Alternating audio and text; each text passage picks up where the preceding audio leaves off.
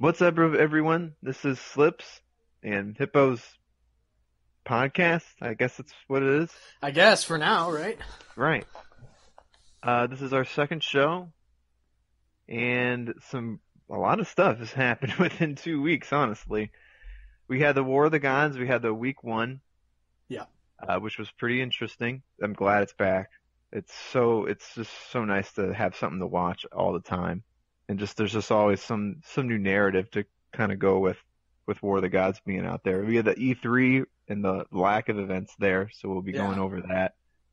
And we need to go over that TYM stuff that we didn't get to go over the last time. Yeah, so because we'll over that here as well. Because some jackoff decided he had to go to work and didn't want to tell his podcast co-host. But it's in the past. It's 2 weeks ago, right? Well, I hate people like that. They're such pieces of shit. I hate them too. God, I wish I could co-host a podcast with them so I could hate them. Well, you're right about War of the Gods being a constant. That's really entertaining because I think you forget, if you've not been around like us, that you get really spoiled like when you have something that you can watch all the time. We had something like that back in the way back when like locals were a big thing. It was kind of like that with like MK and a little bit of Injustice. Yeah, all the local tournaments. There was almost like a stream almost every night. It was actually pretty cool. Mm-hmm. That's a good comparison. Good analogy. But the War of the Gods, the thing that really brings it together is that it's everybody. It's not one scene playing against each other. And while that's cool, it's weird. It kind of simulates almost like the feeling of a big event, even though it's a completely different context. Right. It's very different, but at the same time, yeah, everyone's in it. That's I didn't even think about that. Yeah, before online was good, and it was really bad. It was horrible. But you would watch the streams of the locals, and like almost every day of the week, you'd watch like one region and how they play, and another region and how they play. And I think that's what sparked a lot of that like regional rivalry. Is just like, I watched you play, that guy's garbage. I watched Sonic Boom Brad's Doomsday, looks like shit. Like, Dude.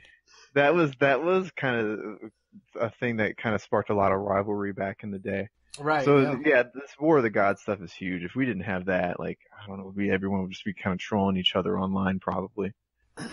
Yeah, because I mean, there really is little discords and their little circle and their little bubbles in the online universe. Is that like the DC Extended Universe, the online universe? Something like that, yeah. Right. A little alternate dimension. It's where Titanium Tigers rules, but he's not so good offline. I'm taking a pot shot. I'm sorry, Tweety started. Dang, shooting, blasting. Shooting blanks, I guess. So we are a little late. Obviously, the second week of War of the Gods is kind of already halfway done. Or I would say more than halfway done. They're at the top 8 already. Right. So, and obviously our format, with the bi-weekly, is we're going to miss that. But we might be changing that up. We're going to see how this one goes. We have a little surprise for you guys in store. So stay tuned. Keep listening. But let's get into War of the Gods. So I didn't watch most of the pools. It's just not on at a good time for me. Sundays I'm pretty busy. But I know that you noticed some interesting things in pools. I saw something about Gross. Gross apparently rage quit in pools. I was watching the pools. When I was just kind of watching through it the first time, I remember hearing Echo or Aquaman talking about it. Like, he lost 3-0 to someone. I forgot who it was. And I don't know if he got pissed off or what, but he like ended up DQing himself after that. Like, really? Wow. that sucks. Getting second at Combo Breaker and then DQing yourself in an online tournament. Some online scrub or something. That's bad. That's as bad as like Cuba Gooding Jr. winning Best Supporting Actor and then doing like Boat Trip right after it. It's just like, to be fair, it's online is great. Like, I'm not trying to make it sound like I'm not thankful for how great the online is, but it is a little different, and you do get hit by things that you might be able to react to that you can't. Online is online, Yeah, like, you gotta take it with a grain of salt. You can't get too salty about losing. Like, you can't let an offline tournament and your ego like explode just because you do good at an offline tournament, like it is a little different. If you lose online, you gotta laugh it off sometimes. Like it's just a little bit, just things are just different. Yeah, I And mean, you gotta take it with a grain of salt if you lose online. I used to get pretty salty losing online, and eventually I was just like, you know what, this is freaking online. There's all types of alternate universes that could have happened if I could have reacted to this, but I didn't. If this was an offline setting, like it's just practice. It's really just practice. That's how I view it. These War of the Gods tournaments, they're great. Like and you can win money off of them. hmm But I mean, I don't know. I don't live or die by them. Like it's really all about the offline tournaments. Those are like it's just so much crisper, man. The offline when you play offline, you're just like, oh my god. You're like it's like jumping in a pool of fresh water or something. I don't know. That's the terrible analogy, but when I say, what do you frequently not jump into pools of fresh water? maybe like a fresh hot shower. I don't know. Like toilet water? Are you jumping into toilet water, Slips? Sometimes when you would play online, it feels like that. I can see that. Well, I think Those Wi-Fi people. one thing I've always mentioned too is that psychologically online, like you're not next to the person. So I don't know if you do this, but I know like when I was younger, I used to do this all the time. Like my imagination is like if I'm losing a set, like if I'm down like 4-0 or something like that, I can't see the guy, so I just imagine like he's sitting there. The worst case scenario. He's in Skype and like they're just laughing about how bad I am and just like, but it's obviously not like that. Him and his girlfriend are laughing. His girlfriend? No, if they're playing online fighting game, absolutely not. Yeah, but no, that's what I imagine. If someone's like bodying me, they bought me like 5 in a row, and I can barely get a life bar. I'm just like, God, this guy's probably chilling with like his 4-year-old son or like his girlfriend. They're just laughing about how much of a joke I am at this game. So when you see like the Xbox Live message, it'll be like you bodied them, and then they'll send you the salty message, and it's like, haha, I was with my 2 girls and they're sucking me off. Which is like, all right, and that's what you imagine. It's just that, except they beat you. The worst is when I get super pissed off if I get bodied in an online set, and I'm just like, this guy probably thinks I'm trash. Yeah, oh yeah. And then they send you a message it's like, good games, man, that was bro. fun. Yeah. I'm like, oh. And then you feel bad for assuming they were just this garbage person just beating online scrubs. It's actually a nice person. Oh, okay. This person gets it. Psychologically, like I said, it's a whole different thing. When you're in person, you can kind of feel the vibe of whoever you're sitting next to. You can kind of tell when you can I think you can get an extra jump on maybe predictions and how you think the match is going to go when you're right next to someone versus when you can't simulate the same thing online. But so I did a cursory glance at the brackets here. It looks like Gross lost to Alexander the first. Well, I think it's the first, but it's the 1. Oh, he's really good. So like, he can't get salty about that. So it was a 3-2 loss, right? Oh, okay. And then I look. So apparently on Twitter, Gross was talking about the lag, and that the guy has a suspect connection, and that's why he DQ'd himself. It's online, bro. Like. And he's playing with Starfire, and he's got probably the best Starfire. It's probably like top 3 Starfires. Like he's the only main Starfire that I know. Most people have a pocket Starfire just for like certain matchups. But that is his main character. He's been playing Starfire as far as I know, even when she wasn't before she was buffed. So I mean, you can't get. Plus, it's online. She's better online. Like, let's be serious. It's harder to react to the startup of her beam. So, like, sometimes you're just walking forward, you're looking to block as soon as you see any movement, and then you just get blasted in the face. And which we're going to be revisiting that very shortly, but yeah, you're right. But, I mean, in an offline environment, yeah, you probably end up blocking a lot of those beams. So, yeah, it's a little different. And that's what it kind of goes back to what I was saying before. You just can't get too salty about online. Like, you just try your best. Just don't get your ego attached to it. Just remember that you're mainly playing online to learn. And then if you're, wanting War of the Gods to be your payday, you've got issues. I don't know. Yeah, I don't know if you should rely on it that much. It's probably just nice to get a money prize. It's pretty nice, yeah. But we should be thankful it's there for multiple reasons. Like, don't get all salty just because, you're losing online. Like, this. Yeah, I agree. The fact that we even have it, you should be pretty happy about. And Gross, I mean, he's going to bounce back. I wouldn't. I'm sure Gross gives no shit Zero. about Yeah. what we think or any of us think. I'm Yeah. sure he's good. He just got second. He beat Sonic Fox and all that shit. Like he's fine. I'm sure he'll bounce back fine.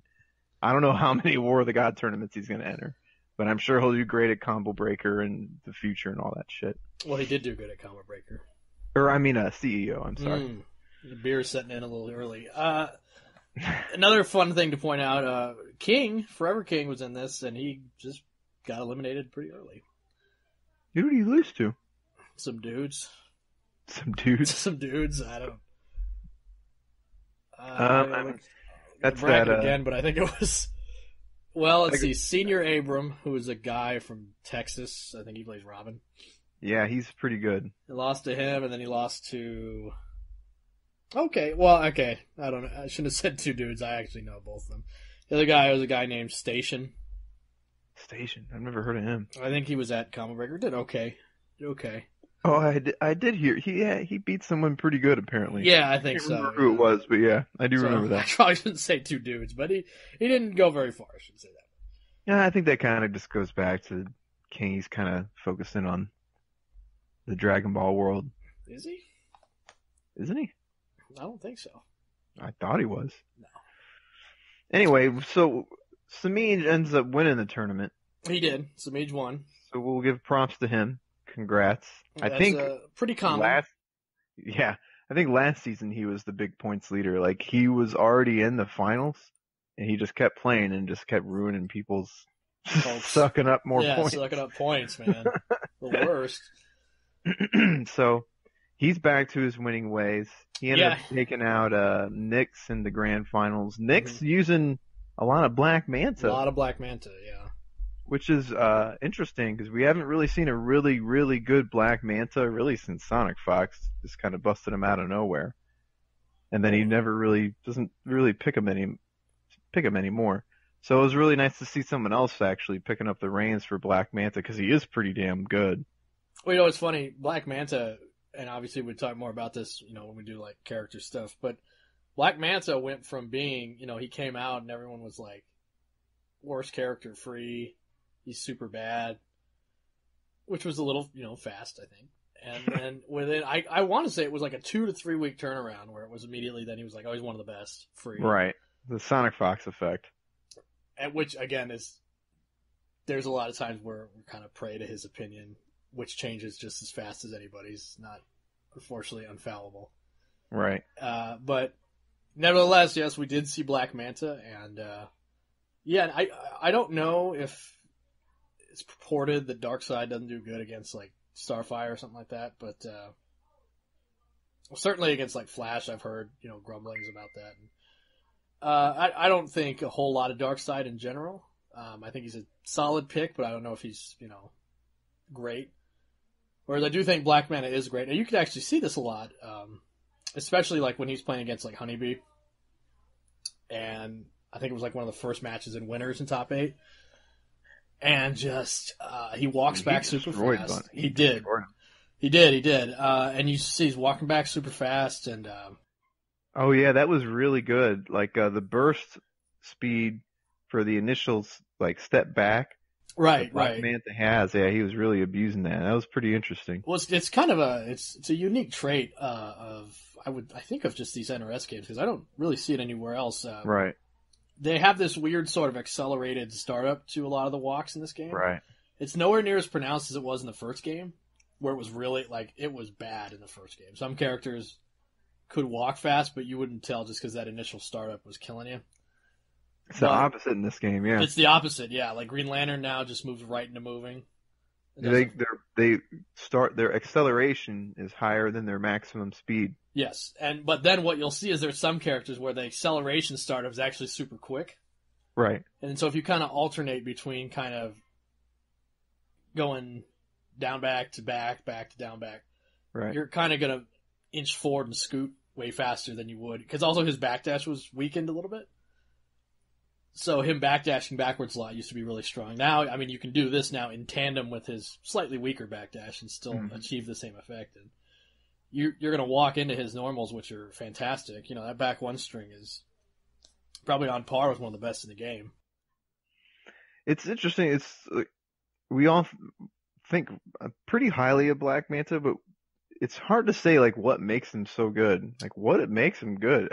I think it's a combination of the jump three, the air harpoon, and the float. I think that's what really makes him kind of unique, is he can kind of dominate that airspace I and think kind so. of dominate footsies with that as well. And then he's got really good footsie string with, was that Ford 213 or whatever it The is? forward two is the one where he leaps forward and ends with his bashing you with his giant head. Yeah, like that's a really good string. I think the back one, which is the one where he stabs with the knife twice and then does like the uppercut. That one's really good too Yeah, because it's like so hard to whiff punish. it is. Yeah, that's the thing. The first two hits are quick. I think it starts Yeah, up in like 9 or 10 frames.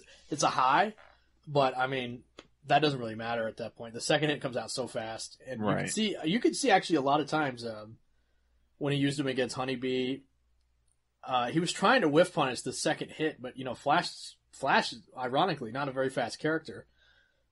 So the things he's going to use to punish aren't really hitting in time, and he's just getting counter hit basically by the string just completing to its full. And then there's a mind game at the end of the string too, where he jumps up with the uppercut, and he can finish the string, which I believe is back 1-1, up something down 2 or something like that. Hmm. He stabs down with an overhead. There's a gap there, and I think you can backdash it. You can meter burn back You three. can meet him back 3. Okay, I think it's a pretty decent gap. It is an overhead, and I think it's safe-ish on block. I don't know if it's totally safe, but it's like in that -6, It's pretty minus safe, yeah. yeah, I think minus so. I yeah, might be. like that kind of weird area where it can be hard to punch. It's got pushback, but then he could also go into float, which is character power, and he could Right, do the air manta, the air shark attack, or whatever that's called, where he zooms across the screen. right. You'll see that people do that a lot to get out of the corner. They'll just do back 1-1 up, back 1-1 up 2, and then shark attack out of the corner. And we actually saw, I want to say it was Samij who got wise to this. Oh yeah. Yeah, so Nyx was doing that a lot, especially against Honeybee, because Flash, without a headbutt like he does in the first game, he doesn't have a fast attack to just zoom across the screen. It's got to be that lightning punch move, which Hmm. doesn't have the best range. But then you saw it against Samij, he would do cat dash Yeah. to hit him out of it.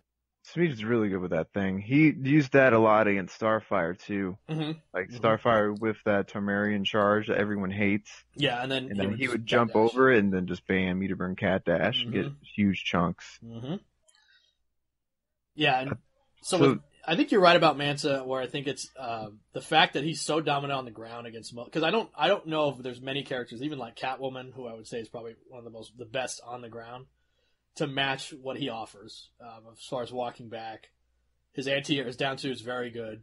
The damage he can get off of is really good because if you do down 2 into missile, he gets a back 3. one thing that's interesting with him is he can kind of do that air, he can do that float thing and then do the air harpoon, and Yes, then he can keep it safe if he still has float.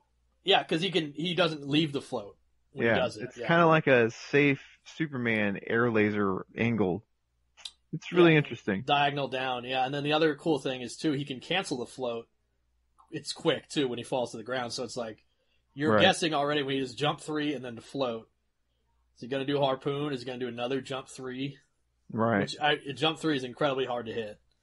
It's just a big laser blast, so he's doing One of the that. better jump attacks in the game, yeah. Yeah, so it's can't really do much against it. So he's got really good jump and air mobility, and then he's also on the ground. He's very fast.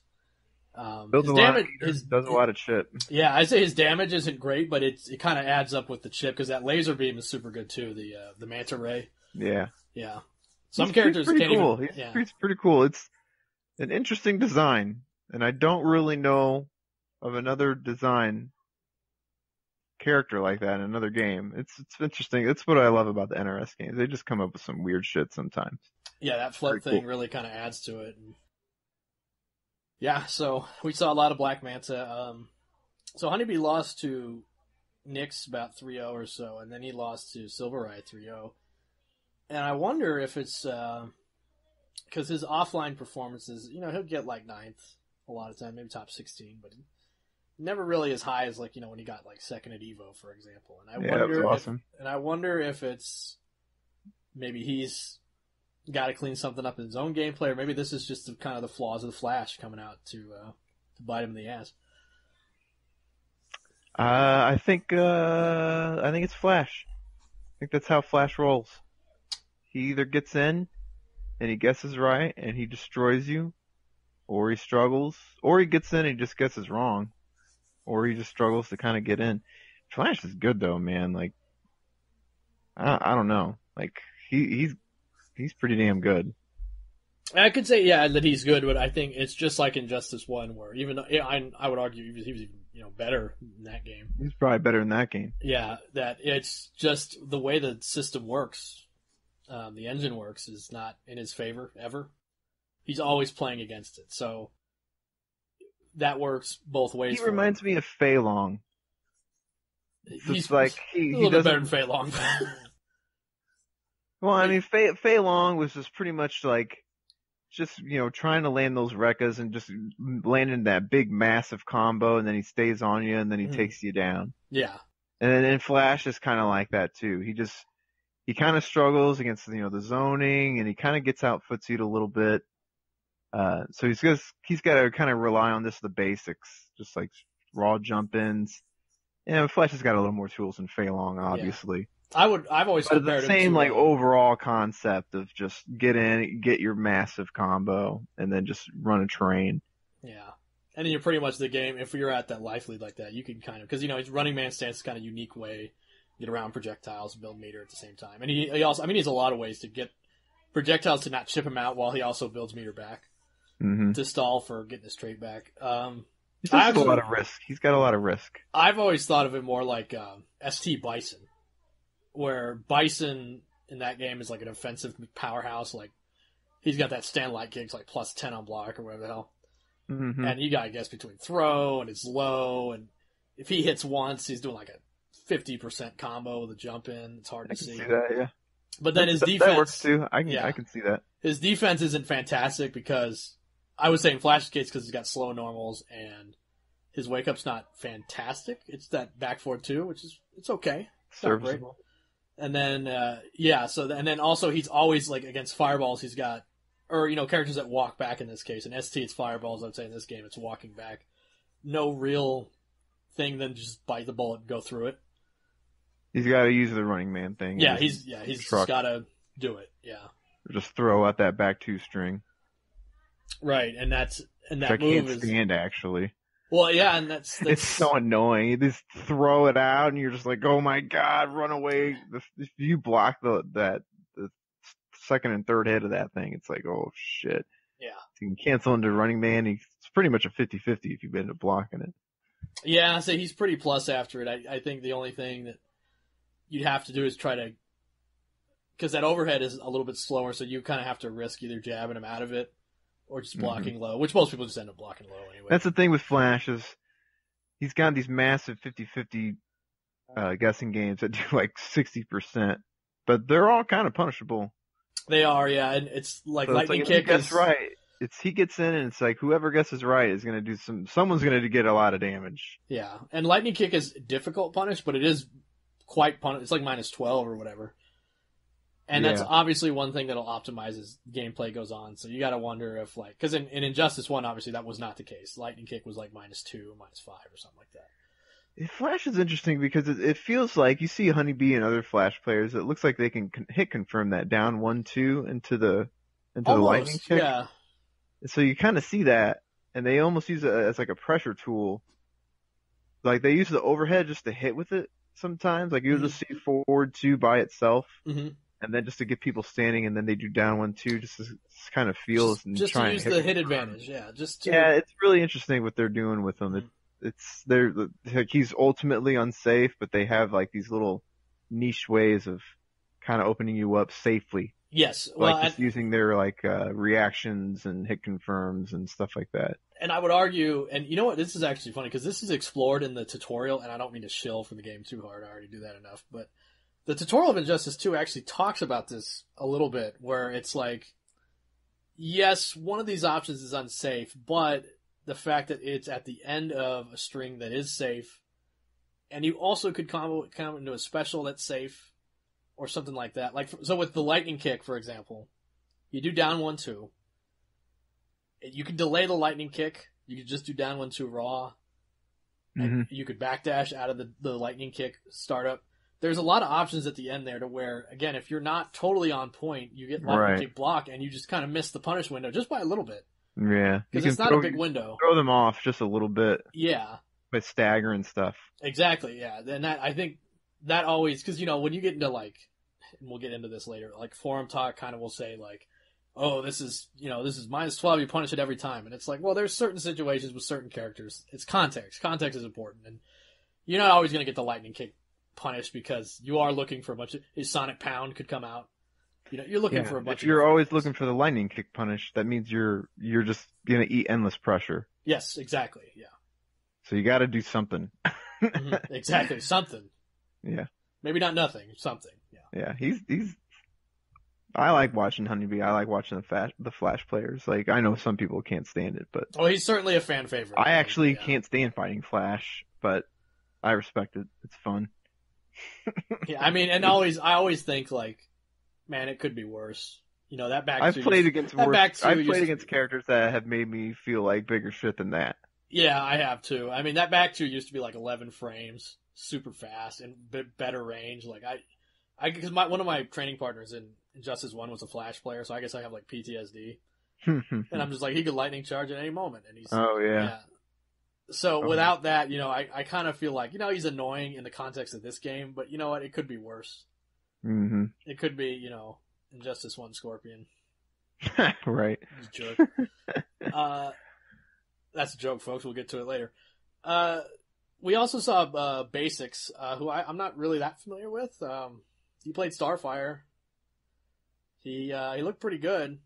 He fought Emperor Combat in a really fun match at the beginning of Losers Top 8, and that match had 2 moments in the last 2 games where it's this is a picture perfect how to and do something. So from what I'm talking about is I think it was in game 2. Combat got the life lead. It's not a huge life lead, but he's got his red bar about full. Basics is about 80% life. And we see that when he was losing his gray bar, he just started doing that firestorm charge, the nuclear charge back and forth. And you can think he's just trying to get the hit. No, I think what he was doing was he was trying to build the meter. So you can see his bar slowly fill up as he gets hit and as he keeps doing the charge. And so when he starts this next part, he's at, 4 bars when he starts, and he gets one good conversion with meter burn back, and he goes meter burn 4-3, does it into the molten charge, and then he just goes for the guess and does it again, and he builds another meter, and he burns another meter burn back 3-4-3 to end the match. All unclashable. And just I remember that. Man. Yeah, it was just and I think it was because Basics tried to do a read with the Starfire Shuriken. I mean, he should not have done that. Oh yeah, that was the thing I noticed in that matchup was, Basics was pretty much just doing what Starfire does, shooting beams, shooting projectiles, and what the heck is his name? Firestorm guy? Firestorm, Firestarter. Firestorm. He's got an air dash, so that's going to be one of his main ways of getting in. And Basics was just pretty much as soon as I see that dude take to the air, I'm throwing out that Shoryuken thing. Mm-hmm. And it worked for the first game. He was blasting with it. And then that game that you're talking about, he did the Firestarter guy. What was his name? Oh, Emperor Combat. Yeah, he just did a normal jump. He didn't do the air dash. He just did a normal jump. He baited the Shoryuken, and then he got that huge unclashable combo and took it killed that him. Game. Yeah, it was very cool. It was a perfect example of when you have 4 bars, do it. Especially with Firestorm, where the guess is really hard to see, and you can take the round. Just do it, and that's also it's an example of why a lot of people clash early.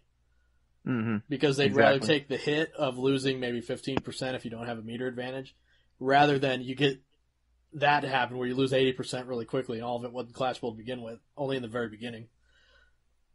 Or you take the hit. Sonic is really good about that too. He's really good with those bounce cancels. He is. Or you take the hit mid-combo, so what you could have done instead is when he went for the jump-in mix-up, just take the jump-in hit and then clash on the next hit he's going to do. Because then you wouldn't have opened yourself up to that meter burn 4-3 cancel, which ended up killing him. But he did recover, to be fair. Basics did recover, and he won the last match. And I remember it was a really strange moment where he had the corner against Starfire, and then she clashed, so she was getting out, and they reversed positions, so Combat's back was the corner as Firestorm, and he switched it around. He managed to switch around one more time, I think with a throw or something, and then he's got his back to the corner, and he just decides to jump in with jump 2 preemptively. I don't know what he thought he saw or what he thought was coming, but he just got hit, and he ended up losing the match. And that's one of those things where I felt like, well, when you have their back to the corner, the game is in your favor. Life lead or no, it's a Starfire, sure, she's going to hit you with a lot of stuff, but you don't have to really push yourself to make an opening. They're going to back up to the corner where they can't back up anymore. Mm-hmm. And it was just like, you got to stay patient a little bit and not try to make these hard reads when the game's going good for you right now. Don't give away damage, yeah. Don't give it away. Don't give it away, yeah. Make them earn it. Did you like that Firestarter song? Firestarter? Yeah, remember that song? I am the Firestarter, the clever fire prodigy. No, I don't know that song at all. I know that song. What are you talking about? God, how old are you? Like 24? Oh my God, you have no idea what I'm talking about. Yeah, you've dated yourself. A Prodigy Firestarter song. All right. What I think of whenever I look at Firestorm. Anyway, I know Burning Down the House. Burning down the house. My house. That's a good one. That is, I guess, Firestarter or Firestorm. That's his new name. Fire Emblem? Firestarter. Yeah. Shit. Another great match was Tweety and Samij. Oh man, that was really good. We did put something a little together for you all. Yeah. Huge shout out to Red Raptor for helping us put this video together. Yeah, so I'll talk about it a little bit. So Slips and I, when we started this podcast, we had the idea of, we're big sports fans. Right? I'm more a fan of the analysts of sports because I don't watch sports a whole lot, but I do like the analysts. I watch a lot of that stuff. Skip and Shannon, Pardon the Interruption, and all those guys. I watch that a lot. I'm a huge Chris Berman guy. Rip Chris Berman, and he's not dead. I think he's just retired. But we really like that stuff. Rip Chris Berman. I didn't know, man. I just don't see him anymore. That's all I know. And so what we wanted to do was, he's a real big asshole off camera. I did hear that. I heard he's drinking, and I heard he's not very nice to the people around him. But I do think he's funny. Anyways, he's great. He's my favorite. Yeah. So we always wanted to do kind of a sports analyst type thing where you kind of would see it on ESPN because we can talk about these matches a lot, and we've had a lot of fun, obviously, talking about it. But some of the intangibles we're talking about, they're really hard to point out. Just now, us trying to describe that last match, like, people probably were zoned out. Like, there's some people like, I don't remember that match at all. They've already clicked on to, they're watching Ninja play Fortnite right now. Like, they've already stopped listening to us. Exactly. But, so what we've tried to do, we'll put together it again. Red Raptor, this guy's a saint, basically, put this together for us. I say without further ado, we'll cut to the clip. Let's go. You're right.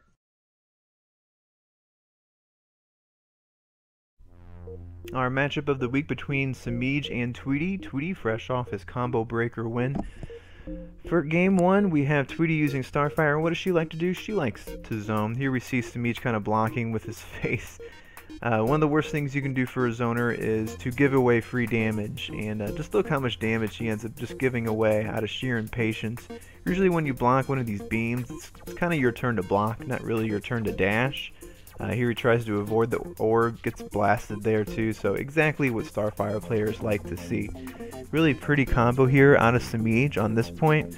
Gets the dash forward, gets the back three, sees Brainiac back there observing, does a little evade to build some meter, very optimal stuff out of Samij. Here we see Tweety with his back to the wall. He's got 2 bars of meter and he really cashes in on him. The best way to cash in for a bar of meter is to get a launch, and here he gets one. He fights his way out of that corner.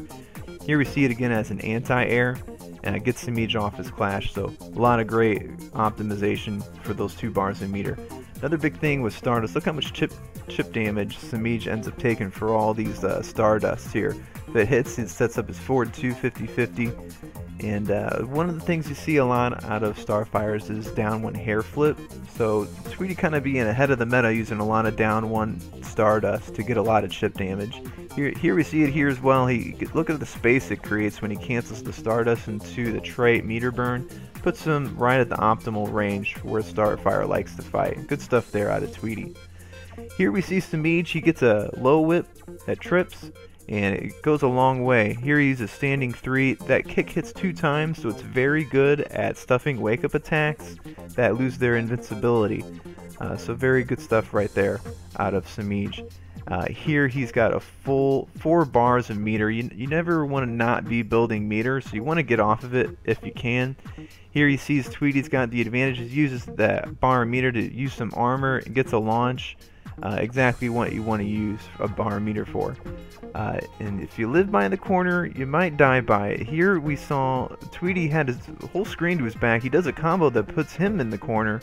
Now he's got to find his way out. He overextends. Samij gets on him, gets in his grill. There's no interactable to save Tweety, so he's just gotta kind of fight. Gets him off his clash. And here we see Samij, you start to see his adaptation.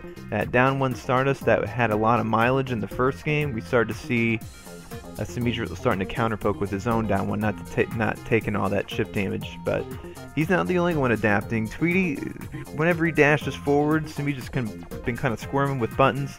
Here we see him take a bar meter with that armored forward 3. That'll beat pretty much everything. So we see Tweety adapting to a lot of things here as well. Samij, he looks like he goes for a punish. I think he tried to do a down 1 cat dash, but he ends up getting a standing one. So instead of him getting a huge chunk of Tweety's life, he ends up taking about 25% here. So very unfortunate on that sequence there for Samij. And here we have Tweety's back to the wall again, kind of the theme of the set. There's a big difference this time. This time he's got an interactable back there to save him. This little statue back here. So instead of doing a wake-up attack, which has been getting stuff, he does a big long delayed get-up, lets all that stuff whiff, jumps up, gets the statue, and closes that game out. Good stuff there from Tweety, good corner awareness. But like I said, the theme of this match was Tweety living and dying by the corner. Here he's got the whole screen to his back. He decides to put himself in the corner again. Samij is getting hit. Look at the life bar Tweety's got. He's got a full bar meter here. And Samij getting used to that meter burn back 3 that's been saving him. Here he really figures something out. That neutral jump 1. Very good at stop and delay get up there. We see that it beats the Tarmarian charge on wake up. And it also beats the hair flip too. It comes down right on top of it. So Samij really finds something juicy in the corner against him. Here we see it again. Samij using that gator to get up in his face, puts a lot of pressure on him. We see Tweety kind of freezing up here a little bit. He tries another meter burn back 3. Samij isn't having that anymore. Gets an absolutely massive chunk of damage. And here's that neutral jump 1 again. Kind of creates a scramble situation for Tweety, but he gets the clash, ends up closing out that game. And the last game, I don't know what a Grebnax is, but Samij got it. We see Tweety going for that grab to try and position reverse. Samij isn't having any of this. Here we see the neutral jump 1 again. Tweety trying everything he can. He's throwing barrels at him. Just nothing seems to be working. He's back to the corner again. Uses a bar meter to get the frames. Now he's just doing 50-50s. Does that overhead kick. He's got to block that high. Now he's squirming around. This time he doesn't go overhead. He goes low. Gets a combo. He's got to use his clash, and here we are again. He guesses wrong. There's another overhead. Uses the standing 3 to stuff wake up attack. He's squirming. He's doing air escapes, just everything he possibly can. But Samij just all over him in the corner, and ultimately that's what wins him the whole game, and that's what wins him the tournament. And there it was, Samij taking care of business. Grabbing them Grebnax. That's how you take care of the combo breaker king right there, the champ. It looked really good, and it was a close set. It wasn't like it was a blowout on either side, so I'd say that's one of the few weaknesses Tweety has, is that he doesn't really care about getting in the corner. He pretty much lived and died by that corner, and he died. He did die. Yeah, we in fact, I think the video said it. Live by the corner, you die by the corner. Well, yeah. And I think a lot of people are really, especially since Injustice has corner interactables, a lot of times they won't care if they do a cross up where they end up in the corner because they can use an interactable a lot of the times. But Hmm. it's still I've never been a fan of that style where you kind of do cross ups in the corner, and because it's like, well, if you're wrong, you're not in a very good position. Like, imagine if you did that on like a Flash, or as we saw against Catwoman, not a good spot to be in. It's a cheap way to maintain momentum at the sacrifice of Spacing, the entire screen to your back. Yeah. right? You like it's like yeah, you did this big combo, maybe you worked them all the way to the corner. Maybe you had a big combo carry or something like that. And then maybe it's, someone that I don't know. I find myself doing this when I'm playing against someone that I feel like might be better than me. I'm just like, I got them on the ground. I got a life lead. I'm going to jump, do a crossover while they're in the corner. I might put myself in the corner, but I just want to stay on this dude. I want to maintain momentum and I want to get as much damage as I can out of this. If he guesses right and my back's to the wall, I'll see what I can do. But right now, I just want to just go in. But yeah, it has big repercussions. We saw it in that matchup actually. And if you don't cash in on it and you get your back to the wall, and they're very good in the corner and keeping you there. I think that's one of the biggest things is when you get someone's back to the wall.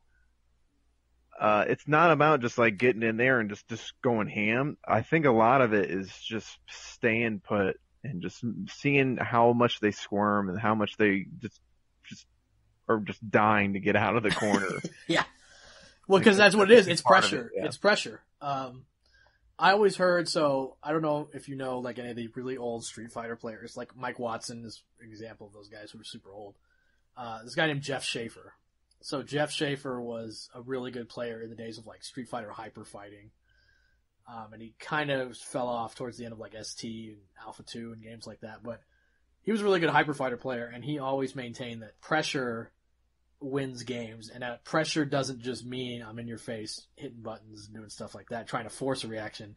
Frame advantage crap, yeah. Yeah, it also means defense.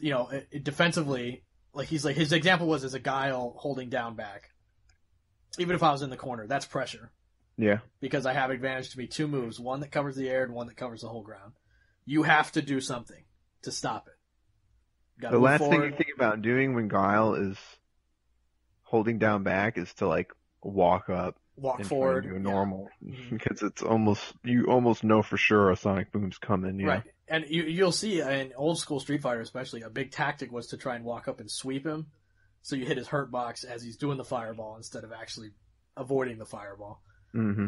And so that kind of pressure is what again wins games. And you see Samij does this a lot with Catwoman. He's at jump 2 range or something like that. It's always in your head. You got to think about it, and then back 2 comes out. Or the low whip or something like that. Low whip, something like that, yeah. And if pressure wins games, then that's exactly what happens when you reverse yourself in the corner. Now the pressure's on you to get out of there, and you might make some bad decisions.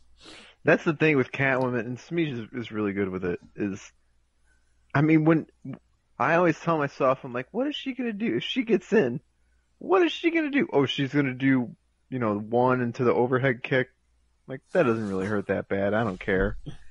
And then I was like, I'll eat a few of those, but you just can't get her off of you. She does it, and then she's there again. Mm-hmm. And then she does like a neutral jump, and then her neutral jump one just kind of shuts a lot of the wake-ups down. The neutral jump stuff was tremendous from Samij. That's something that's not funny. Not even like against Tweety. Like, it's just super annoying. Like, she'll do pressure, and then she'll just do neutral jump too, and then she gets to just reset all of it. One.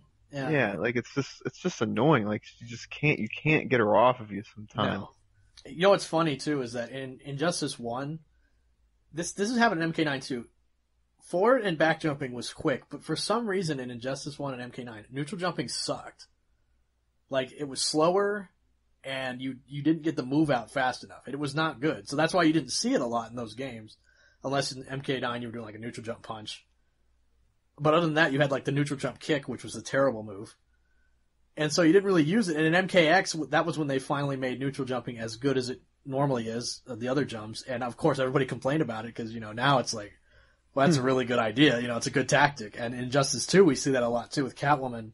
When you have that really good jump in that jails into strings that reach far, it can be a nightmare to get out of the corner. I never saw anyone use that neutral jump 2 like in pressure itself. Mm-hmm. Like forward 1-1, and then you just hold Neutral. back Yeah. because that overhead comes at the end of the string, and then he Yeah. just stops and then does a neutral jump 2 and just kind of does it all over again. Because you're walking back and you're gonna walk Yeah, the like jump that's pretty interesting. Like Mhm. it's just like, damn, I can just have to keep holding this. Like you gotta do something. Yeah. It's the same thing. It's like the Flash thing. It's just like, man, I gotta do something. Yeah, I gotta do something. I can't block forever, unfortunately. But do you? That's the thing. Yeah. That's fighting games, I guess. Exactly, yeah. I think that's a good example of how fighting games work, is that kind of pressure. I did want to give props to Tweety Pressure for doesn't one mean thing. you'll get opened up. It No, just means it's pressure. It's pressure, it's clock pressure. Injustice, that doesn't apply a lot, but it can. It's life I don't know lead. if I agree 100% with Jeff Schaefer. There's got to be the threat of being opened up. Because I'll block all damn day. But well, he was saying that is part of the pressure too. He was just saying that it's not a one-dimensional concept. Yeah. I do want to give props to Tweety for one thing. I don't think we showed it in the video, but there was some good awareness of how to use Starfire's down 2, which isn't perfect. It's not a very good one.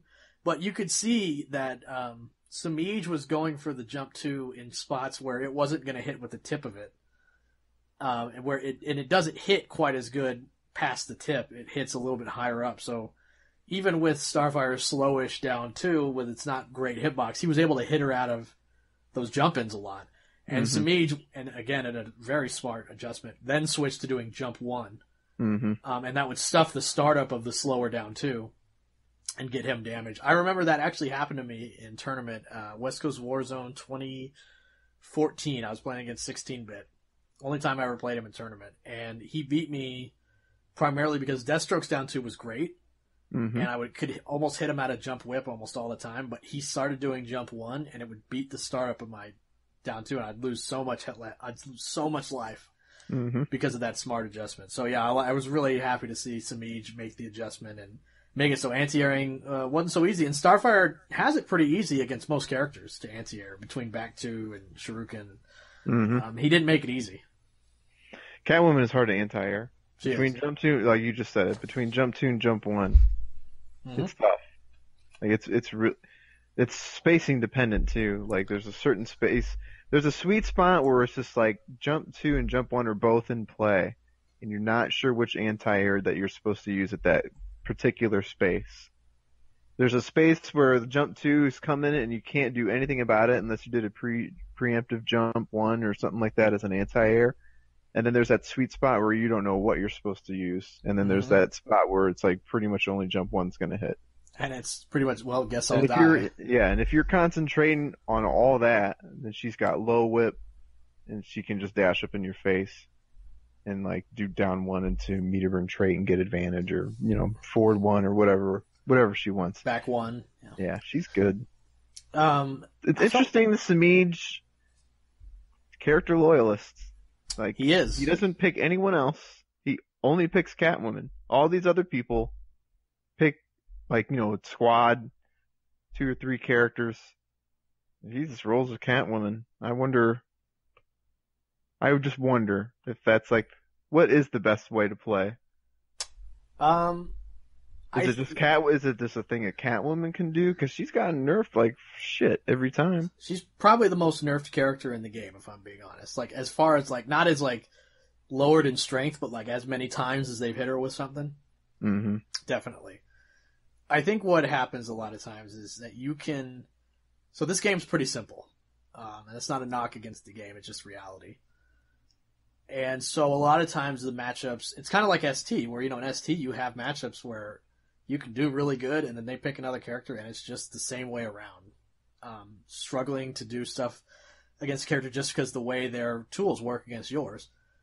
But a lot of times I think people kind of work themselves into the shoot where, okay, this is a matchup that's quote unquote bad, but it's not like they counterpick me just by existing. Like how Deadshot used to do to a lot of characters. He just deleted a lot of his characters. Right? Like, so if you pick Harley, right, you're playing Harley and you're doing pretty good. Someone picks Deadshot, delete it. Mm-hmm. Might as well give up. There's a lot of characters that were like Swamp Thing, deleted almost, yeah. Yeah. And I think as the game has gone through its patch revisions and a bunch of stuff like that, the amount of matchups in the game that are probably that level of deletion are probably gone. I think so too. Yeah, and so I don't think. Obviously, there's strength in picking up another character, not just for the fact of it's a better matchup, but the confusion aspect. It's putting the other player on their toes to adjust to a new matchup. But you also have to think, I think, have the confidence to know that just because they pick a character who might, in fact, like beat your character on a marginal level, they might have to know how to play the match. And if they don't, like for example, if someone picks Captain Cold on your Catwoman, it's not an automatic deletion like it, like a lot of people have probably theorized it is. You still have to know what you're doing. And I think sometimes there's some people who are smart enough to take the risk of like, okay, my character's really strong. So even if I get counterpicked, quote unquote counterpicked, my character's probably good enough, and I don't know if they're as good as I am on a skill level to actually take advantage of the matchup not being as good.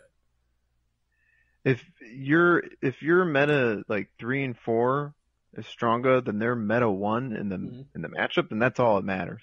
Right, exactly. Like it's like they're gonna use meta 1. Like I'll play with Leonardo and I'll play against Dr. Fates and Starfires, and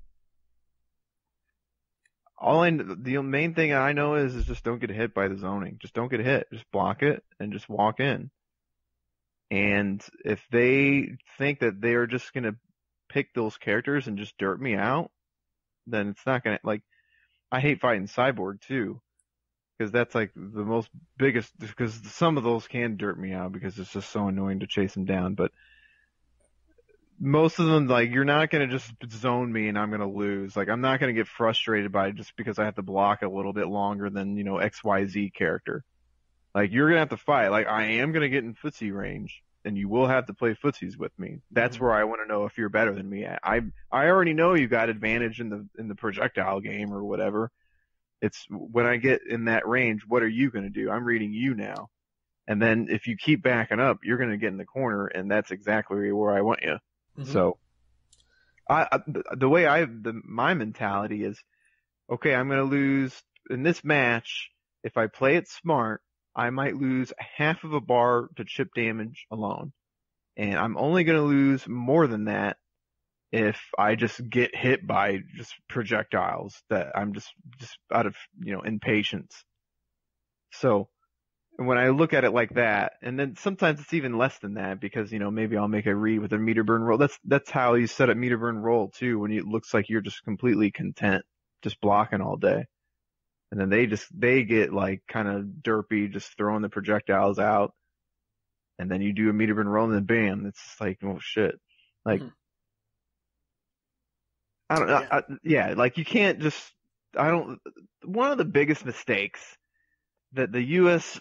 fighting game community has ever made. Whoa, the country's on blast? The whole country was on blast. I don't think anyone was alive when this happened. But everyone thought Super Turbo, I don't know why we both reference that game because I think we both love it, but yeah, it's great. Super Turbo was considered a counterpick game. Like you just picked Boxer and you pretty much botted everyone if you picked Don't say Boxer. Whatever. For God's sake, Balrog. Barlog. Barlog. If you wanted to beat Honda, you just picked Shotos. If you wanted to beat Ryu, you just picked Vega, and it was this counterpick city. And then we took our like best 3 or 5 players or whatever, sent them to Japan for a Super Battle Opera. SBO. Rip. SBO. And absolutely got destroyed. Like old Sagat, like just beat everyone in the game. Mm-hmm. And then John Choi loses to freaking Guile, which everyone in the country pretty much consider like an 8-2 matchup. Oh yeah, just because the strength of Sagat's fireballs, basically. Yeah, and then like we see like how much precision they put in that match. Like I'm sure we all knew like Guile could do that little short hop knee over like a Tiger low shot. Mm-hmm. But it's so hard to do. But someone like, they took the time to frickin' master it. And it was a huge difference. And John Choi ends up losing to Guile. Like something that would just be an automatic loss in the U.S. was a win for this person in Japan. And that just kind of blew everyone's mind, I think. And I think that's kind of like how this a quick story of Injustice 2 is. It's just like the game came out. There were some derpy ass characters with Deadshot and the Atrocitus and whatever else was going on, Aquaman. Catwoman, stuff like yeah. It did seem a little daunting, some of those matchups. But now that the patches are out, there's not too many matchups where it feels like you just have no shot. Like you got counterpick, you're done. Yeah, there's only, I would say, there's probably a few, but you talked about ST, which is a good example. ST is a really volatile game, and I think a lot of times when they talk about matches for that game, it's based in sort of the olden times where no one talked about the game beyond unless you had that local scene or you went to tournaments a lot. So the level of skill on average was quite a bit lower than it would be today. Right. Where everyone's optimizing everything, everyone's at a much higher skill level than they are now. I imagine the way they talk about ST now is way different than they did in even 2005. That's true, but even our top players back then thought it was a counterpick game. Right. Like they went in Japan thinking, oh, we'll just counterpick all day. Yeah, Third Strike's another example where it's obviously there's the characters that are very strong, but that game opened up a lot when the Japanese played it versus when we did, and it was a 3-character game. Right. Where yeah. now it's just not. It's just everyone that was just you pick Ken or Chun Li, and that was it. Yeah, and the occasional you might see Yun, you might see right. Yeah. But we now know, there's Makoto's very strong. We're Dudley's idiots. Very strong. Yeah, Dudley's really good. Yang is very good. We're all lazy Americans because no one wants to freaking work hard in these freaking fighting games. And so, yeah, whenever I see shit like that, on Twitter or TestYourMight, oh, this is such an unwinnable match, it's done. And I'm just like, well, that's a loser mentality. That guy's never going to be good. That's how I look at that. It's I like the hard matchups. I want to see what someone's got. Oh, you think you're just going to pick this character and just take me down, huh? We'll see about that. I know this matchup better than you. You're not going to just dirt me out. I love it when they try and do that shit. I usually beat them and then I leave. Wow. You troll them too? Jeez. No, the best is they'll pick a character. They'll pick their favorite character. I'll body them. Then they'll pick Starfire, and I'll body them. And then they pick Dr. Fate, and I'll body him. I'm just I'm done. Are you serious? You were doing better with the character that you were maining, not just trying to dirt me out with this shit that I've seen 24/7. Right. Christ. You and I we were both character loyalists. I played Deathstroke, and he was a good character, I would say, but he definitely had matchups that were not in his favor. But a lot of times I didn't care. I enjoy the challenge. I like the challenge. It's fun. I think there's some fun in the challenge, but I also think it's the confidence in knowing that I don't think they're as good as me regardless of their character. I like the challenge because it forces it. I can immediately feel their mind because I know I'm going to have to deal with the derpy stuff first. Mm-hmm. But I know what the natural meta is as to why that matchup is bad for me. Ooh, that's a good point. So I'm going to show them why I don't care about that, and then I get to immediately see if they know the meta immediately after that. And then that's when I might be like, oh shit, this guy really knows what he's doing or something like that. But I immediately get to peer into their mind in these bad matchups about what kind of player this is. Is this someone that's just trying to dirt me out? Or is this someone that's actually good and he knows this is a bad pick and he knows the whole matchup, not just the derpy part of it. I love that stuff. That's the more I can feel your mind turns me on. What? I really not comfortable with the idea of you sitting there with a semi talking about fighting game neutral.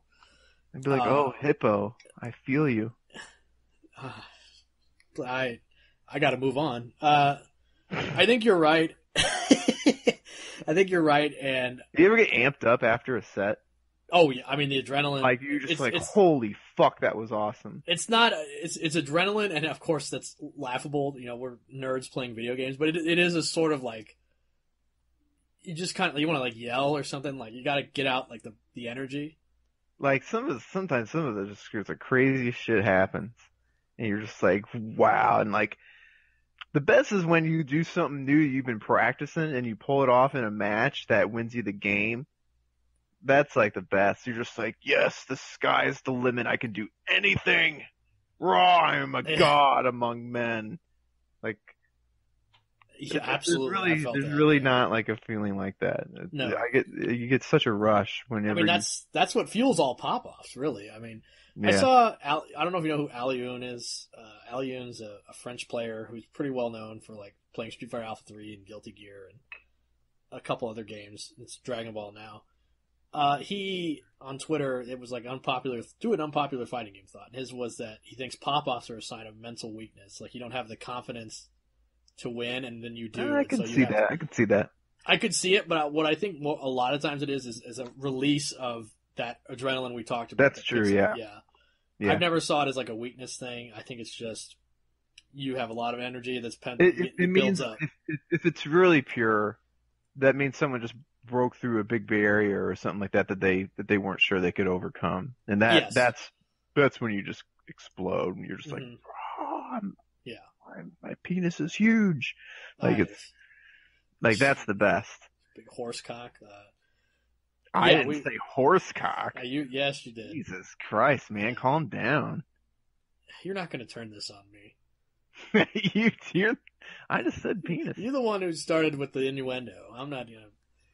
Anyways, so yeah, I think that there's definitely, and now the counter argument to all this would say like, okay, well they didn't play for this kind of money, and you know what? That's a fair argument.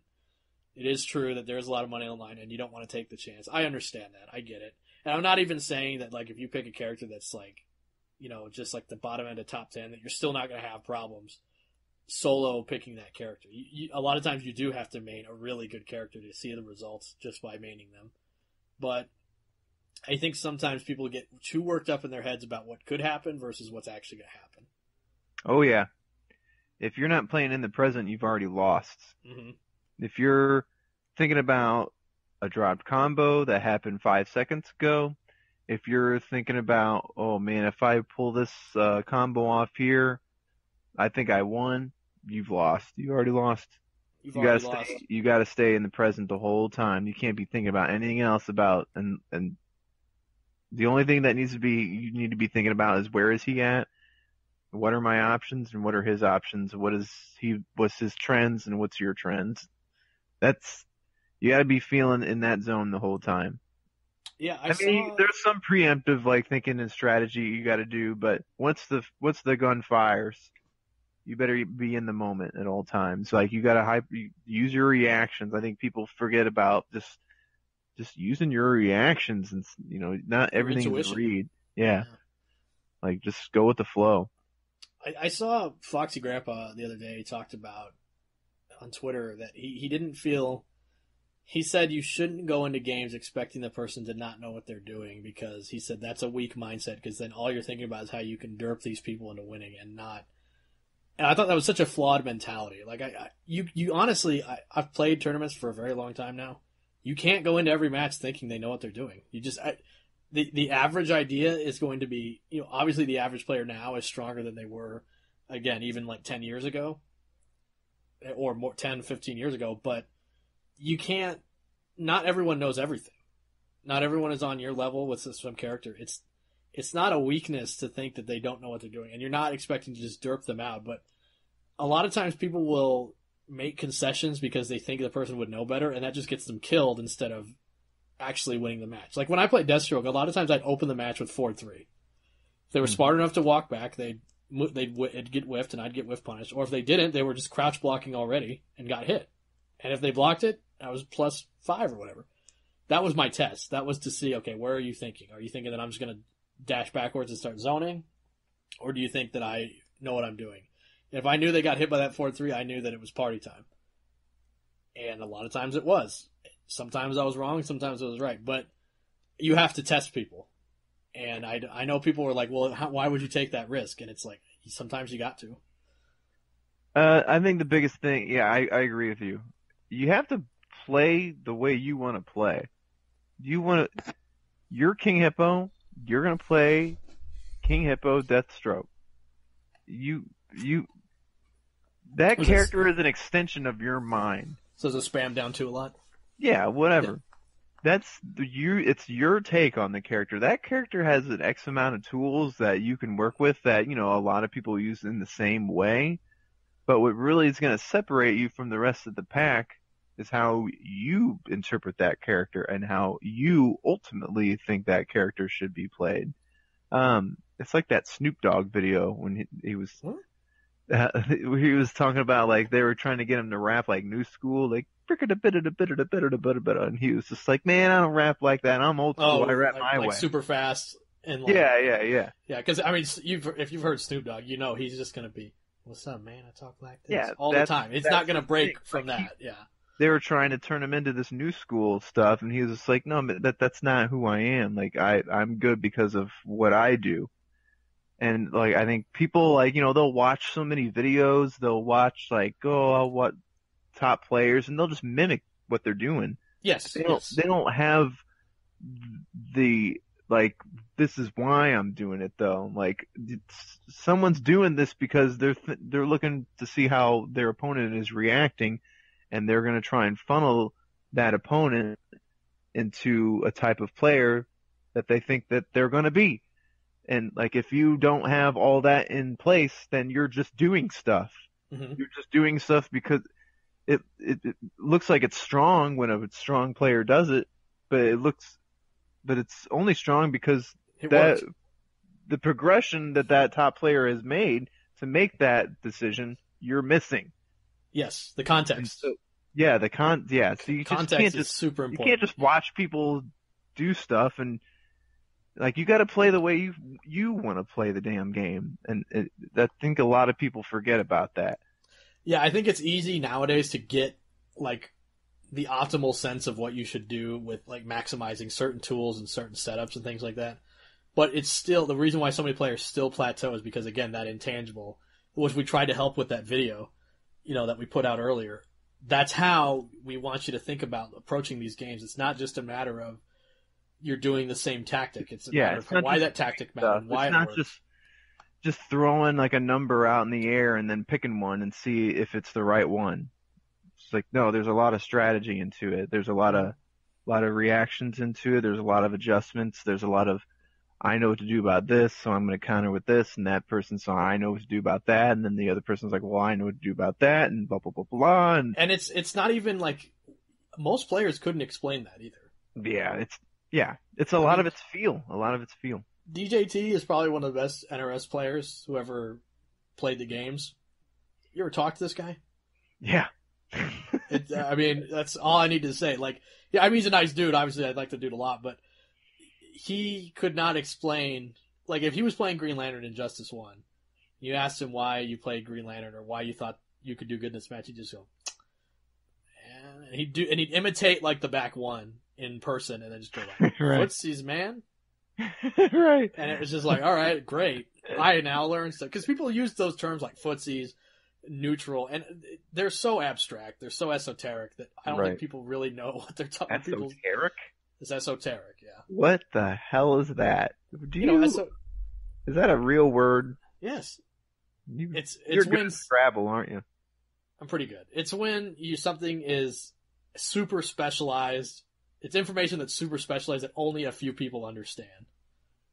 That's what esoteric means. And that's the thing, when people say a term like neutral, like when Sonic Fox says neutral, that means nothing. Yeah.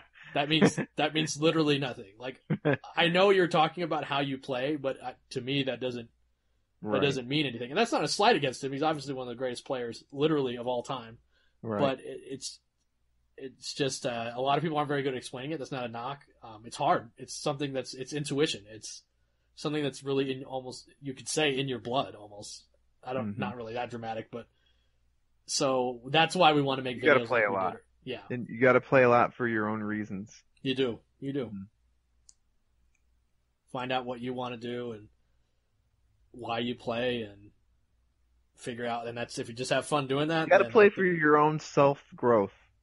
You do. I think you have to play to improve most of the time, knowing that you're not going to reach perfection probably ever. Right. Yeah. Always be learning. It's something Tony La Russa always preached. Tony La Always Russa. always be learning. If the moment you think that you've got everything figured out is the moment you stop. This is the moment you start losing. That's when you stop caring. And You if you stop plateau. caring, then yeah, you start plateauing. Oh, Because there's always something to work on. Usually the wheels fall off on something. It happened to me the other day.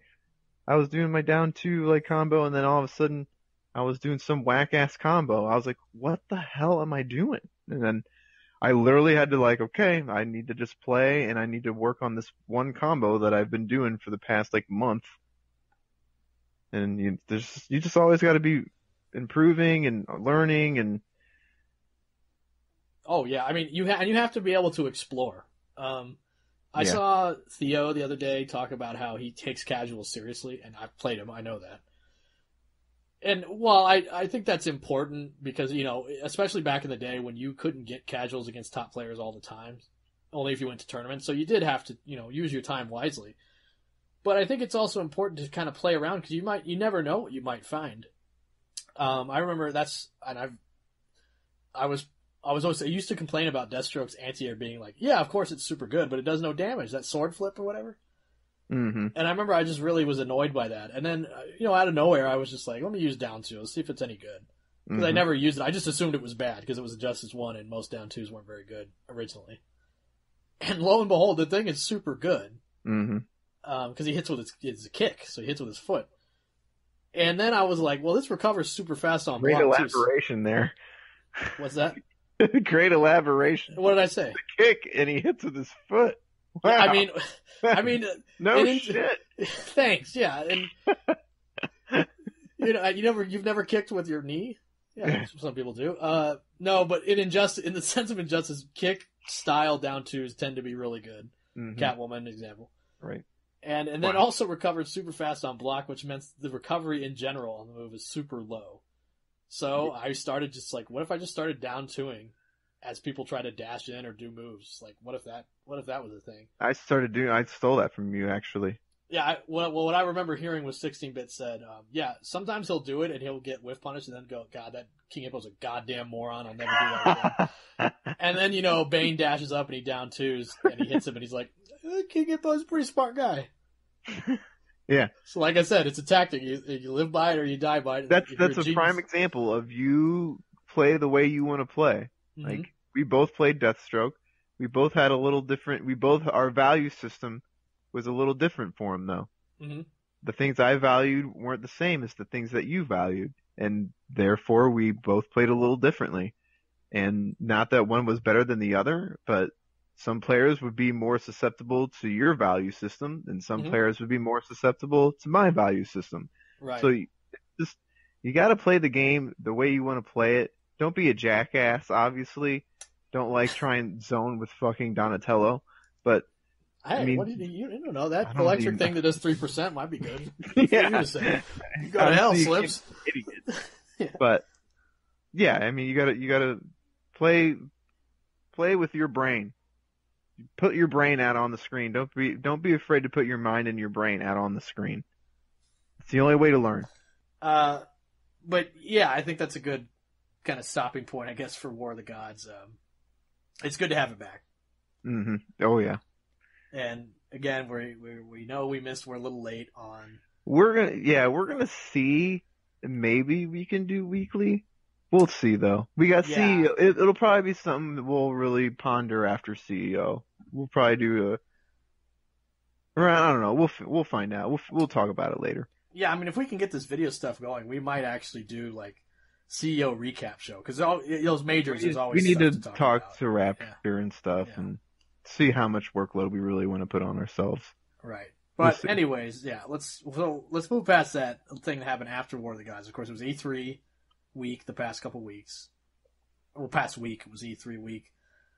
Always big, exciting things going on in the gaming industry. But of course, everyone was waiting on, with bated breath, that NRS would announce something. Now, I always thought there was a bit of I would say people were getting a little too excited just because, if you remember, no NRS game has ever been announced at E3. They've been announced the week before or something with a mini trailer that doesn't show any gameplay, and then they show the gameplay at E3. A logo or something, yeah. Mm-hmm, mm-hmm. So we didn't see that going into this. And also, Ed Boon can't help himself. He's going to tease these games out the ass. Yeah. You're going to see, cryptic hints on Twitter, pictures of a character's foot. He's really good at that, isn't he? Oh, he's the best at it.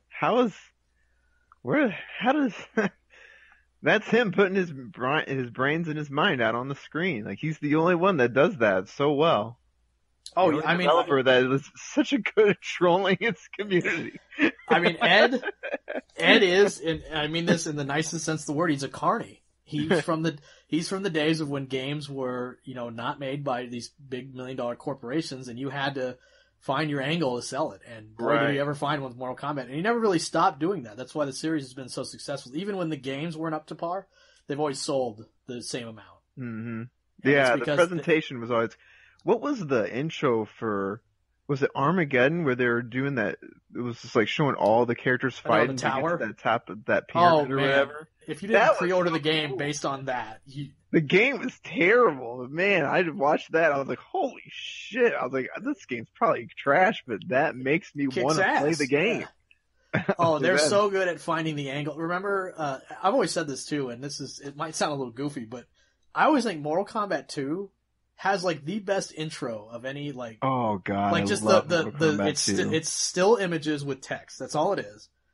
But the combination of how menacing the music is, how good the language is used, like it's like Shang Tsung sentenced to death for the death of Prince Goro. Mortal Kombat 2 is one of the most influential fighting games for me.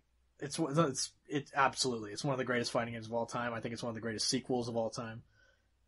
And I love how it says, and now the plan is to lure the Outworlders into death by Shao Kahn, the Emperor himself. And you see that picture of him standing there, and you're like, man, this guy's a badass. Shit, and you can play with Shang soon. Yeah, and then it cuts to black and says, and now the combat continues. And you see like that montage of all the new graphics, the blood, and all that stuff. It's the perfect intro. You are automatically sucked in by how good I was a Street Fighter guy. When Mortal Kombat 1 came out, I was like, that game is trash. Have you guys felt that game when you play it? It feels like poop. I was like, I don't like Street Fighter. It's definitely different, I was just like, the only reason it's good is the stupid shock value fatality stuff. I was like, that game is not good. And then Mortal Kombat 2 came out, and I shut the fuck up. I was like, I saw that game. It was funny. I was with my dad on the Little Debbie route. And, I used to help my dad. He was a Little Debbie distributor. Oh. And I would help him in the summer, like just going to stores and taking the orders and stacking the Little Debbies and shit on the displays. Munching on them. Oh yeah, I was fat. And there was only 2 times where I just didn't help him at all. Like, just didn't help him, like, put all the products on the... Your dad brought you out to help and you weren't helping him? There were 2 times I didn't help him at all, and one of those times was the first time I saw Mortal Kombat 2. I was like, sorry, Dad. Okay. I'm fucking... I saw it, and there was like these like high school... I was really young. There was these high school kids playing it, and they were like... One of them knew how to do fatalities and babalities and friendships, and this was before the Game Pro or Electronic Gaming Monthly magazine came out that showed you like, the little clip or like the little still images of them. And so I got to see all this shit. I was just like, oh my fucking God.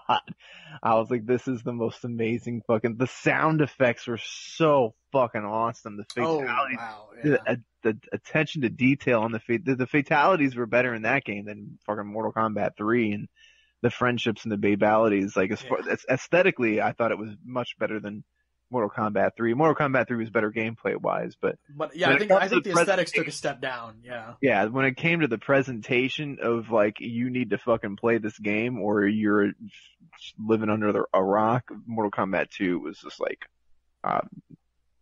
Street Fighter what? Yeah, exactly. Right. Well, I think it was the perfect combination of not taking itself too seriously, but also not going straightly comedic. Like, I think a lot of Mortal Kombat 3 is very comedic. Yeah. It was clear they ran out of time. Yeah, I'm sure. And I don't blame the series for ever taking, because it is partly hokey. That's part of the fun, is how hokey it is. It's martial arts style, stories. Those always have to have a bit of fun to them, a lot of comedy in it.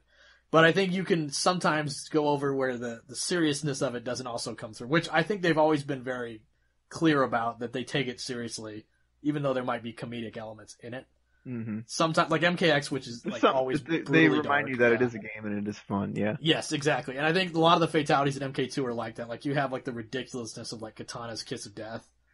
Melina Like, sucking you in and spitting out the bones. yeah, but then you have the amazing ones like punching him into the Deadpool and that blood curdling MK2 scream. Yeah. And then the skeleton the pit. Dude, when I Yeah. saw the pit, I was like, there's a cutscene. Yeah. I was like, what the hell?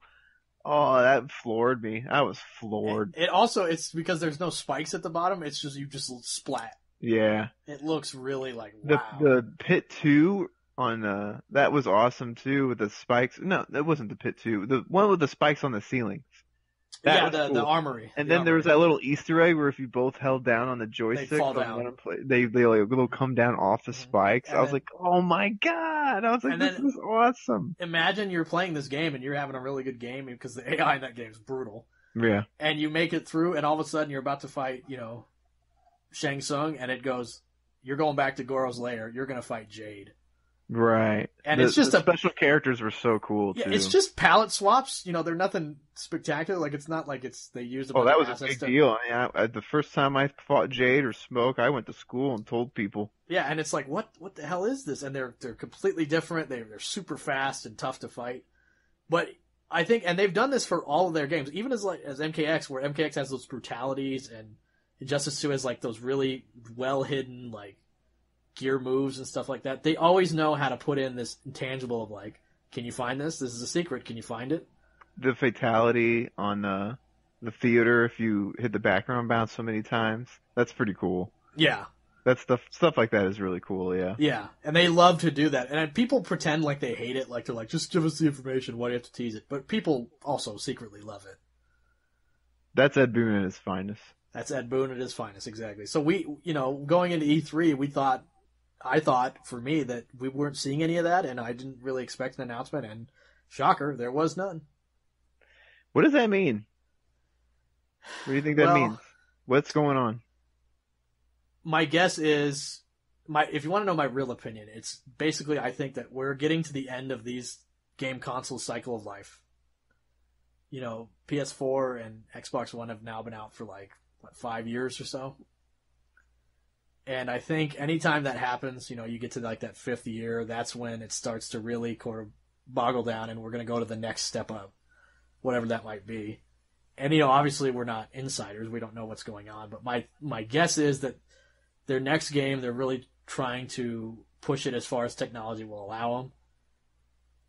And we just might be moving past what they want to work with now with the PS4s, and they might want to go into something else. Wait, what? So you're saying they're working on the next game for the next console? Or they're waiting, I should say. Maybe not working on it, but they're waiting on to, we got to know about what the new consoles are going to be, because you have to plan obviously these games are planned out years in advance.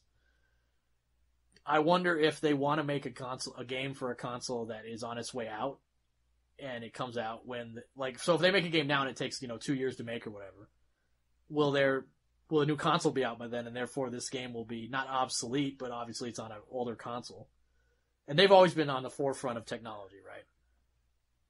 Mm-hmm. So I think, to me, my guess is they're just waiting out the process of how these consoles are going to shape out, and then obviously with this E3 we didn't hear anything about anything new. This was very aside from Nintendo and some things, it was very devoid of new information. So I think maybe this was finally, they were like, okay, maybe we'll start working on a game, but it's just going to come out at a later date now, just not on the same cycle.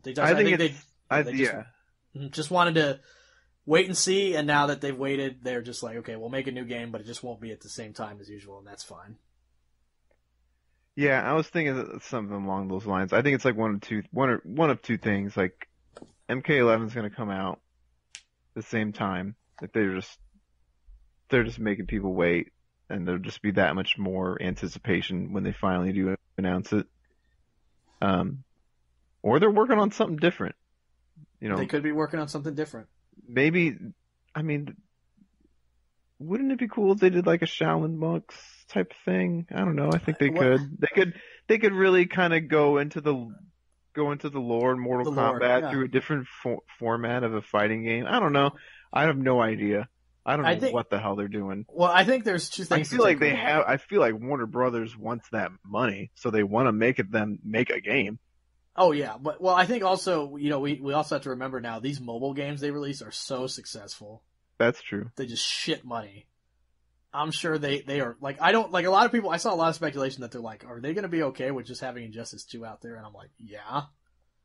You know how much money they make off those mobile games? Like they're probably it's like the company. It's like they'll go under if they don't release a game in the same scheduled time. I don't think that's the case at all. But we also, it's important to think that those guys have always been experimental. We had Mortal Kombat Mythology Sub-Zero. Mm-hmm. We had Shaolin Monks. I don't know if Special Forces counts. I think that was done by some goobers, but they've always been, and even in the games themselves, we've had the I heard there was supposed to be a Scorpion Sub-Zero game, like called Fire and Ice, that was supposed to be like Shaolin Monks. But it got canceled or something like that. And and then obviously Scorpion and Sub-Zero were in Shaolin Monks as playable characters. But, yeah. They were. I didn't even play that game. Really? Yeah, if you beat the game. I heard it's really good, though. It's pretty fun. It's sort of like a character action, God of War style. Bunch of combos. You can do fatalities on opponents. And if you beat the game, you unlocked Scorpion and Sub-Zero, although they were just pretty much palette swaps with their moves. Like, one stood in for Liu Kang and one stood in for Kung Lao. It was not like a new story with those characters. I really wonder what they're doing. It sounds like they're going to be doing something out of the box. That's what I think. If they did a Mortal Kombat like action RPG, I think that would be so cool. That would be very cool. There's enough story stuff that you could go. Again, the lore of that game is so. It's silly. It's not that it's not silly, but there's so much of their own world. It's their own universe. They can it's a whole universe. That's right. It's a universe. You could play with a bunch of different aspects of it. It's going to be really interesting. Yeah, and if they make another fighter, great. Obviously, I love Mortal Kombat, but I'd also, if they want to play around and be, try I was something outside glad the box. Yeah, you were glad about what? I was glad that they didn't announce Mortal Kombat 11. Oh, okay. Yeah, I remember you were a little upset last time we did the show about that you always like. Everyone was talking about Mortal Kombat 11. I was like, man, you guys don't even realize how good Injustice 2 is. Like, you're all just gonna move on. You all aren't even gonna pay attention to the fact that these patches just knocked the game out of the ballpark. How good it is now. Get some clouds to yell at. Yeah, exactly. So I was glad. I was like, thank God. Now we can play more Injustice 2. And I wonder if Injustice 2 will get more love. Like, will we see more stuff for Injustice 2? Maybe more DLC? Maybe they'll try and keep that game fresh somehow. Maybe that'll be like a living game that they'll just kind of keep pumping juice into until they come out with whatever the hell they're working on. Right, because it's not like there's no precedent for it either. Street Fighter 4 came out in late 2008 in the arcades in Japan, and it was a played game until 2015. Right. With, a bunch of different releases. Obviously, they did the Super Street Fighter 4, and they did Arcade Edition, they did the version 2012, and then the Ultra. Always changing, always, adding new characters here and there. And obviously, these NRS games are a bit, there's more assets, that you have to go into. They got facial capture, they got a bunch of, expensive stuff. But it would be exciting, I think, if they had more DLC. I think it definitely would be. Because you got to shake it up sometimes, I think. Just sometimes. I think it's a great move. Very Ed Boonish move. Ed Boonish. Just teasing. Just making people wait. I saw an interview where he wanted to regionalize the fatalities and the babalities and stuff. So they couldn't just put it all in a magazine and everyone knew what they were. Like, that's smart. That'd be terrible. That's an idea that I think sounds cool, but then logistically you're like, I don't want to do this ever. I'd be so mad. Because what does that mean? You ship different boards to different regions? Oh, that'd be a mess. Yeah, I'm sure the coin-op game already as it was back then was a mess, let alone trying to be cute with it like that. Are you excited for Ultimate Smash? Yes, very excited. So, the Smash reveal was obviously the talk of the show, even in the fighting game community, because Nintendo, dedicated. Their whole E3 conference was just one long, giant blowjob to Smash. That was, 45... It was an hour long, I don't know if you saw it. They had a release trailer that had like most of the characters in it. Like, Yeah, it was awesome. They like went yeah, through like changes of almost every character. changes of characters, cosmetic things they did, but It's mainly cosmetic, yeah. yeah, well, because it is essentially I would argue it's mostly an update of 4 Smash for Wii U. Yeah, As it looks like it. Obviously the graphics look great, but the thing about Smash that I've always been impressed with, because something I've always kind of, and especially watching Melee a lot, because Melee obviously is the preferred competitive game, and Smash 4 is definitely picking up steam, but Brawl kind of dropped like bricks. The presentation of those games, for considering what they are, which is a dream match of all these Nintendo properties, and now just company properties, regardless of whether or not they have Nintendo leanings, just fighting together and having just a weird, kooky item fest. But the presentation of those games has always been really weird to me. Like, Melee, for example, has all that orchestral character select music, right? Mm-hmm. And they've got like the very drab backgrounds where it's like the whole main menu is like dark. And there's some fun with like the hand character select and stuff like that, but it never really felt like this is a fun Nintendo Dream Battle. It always felt like there's orchestral music and it's more serious than it looks. And I never really jived with that. I never thought There's it was a really fun good. epicness to it. There is, but I also think that sometimes they didn't lean into how goofy and crazy it was that all these characters are fighting. But finally with Smash 4 and now the 3D one, or the Switch one, you can see in the main menus and like the presentation of it, they've really just amped it up. Like, it looks amazing. Like, when you die and the stocks like come up on the screen and it goes 3-2. Did you see that? Like, I thought that looked so impressive. Mm-hmm. Instead of just the stock just coming off like normal. The effects when you hit somebody and they go flying and the smoke billows out everywhere. It looks so much fun. And I think that's what it's been missing. I think just that weird, and also having every stage is now able to be Final Destination-ized or Battlefield-ized, really cool. So you don't have to listen to that same goddamn music, or you only have a certain amount of stages that can be picked, so you can't pick them. Which is, naturally, because Melee has some goofy ass stages as does Smash 4, but now you can go to any stage and make them into a tournament acceptable. But you can also get to have the music in the background and stuff like that. I think that's really neat for the tournament setting. And also just the way they've made the game faster by reducing the lag on recovery of moves. It's weird to see them embrace like what people have been complaining about competitively, because they've not cared for so long. Right. And now they're willing to go like, okay, we will make it faster. We will make things that were random before, they won't be random. We're going to add, perfect shielding as an actual technique. We're going to make sure that when you roll, you can only roll so many times. Now the recovery on whiff now is really huge. I love that. Yeah. Great. That is a great genius. God. Because rolling's really strong. Smash is... Yeah. I mean, people will say Smash isn't a fighting game, but that is a fighting game to me. I don't know how you feel about it, but that is a freaking fighting game. I do feel it's a fighting game. It's got when you ask someone what makes a fighting game, and whatever you say is pretty much what's in Smash. Oh, it's about spacing footsies and learning how to use your special moves and understanding the goal, and it's literally punches and kicks and special moves just like every other fighting game. Yeah, it's just the life bar is a little bit different. Yeah, the it's in a different setting. A little bit different. But yeah, I mean, ultimately, yeah, I've always thought of it as a fighting game, and I think I've really enjoyed playing them even casually. Like I've had Smash 4 on the 3DS, and I love playing that. Like just as on on 3DS, you pull it up. And... I think the genius of that game of Smash Brothers and why it gets such a huge following outside of the normal FGC is the fact that there's no notations. That your special move is a button.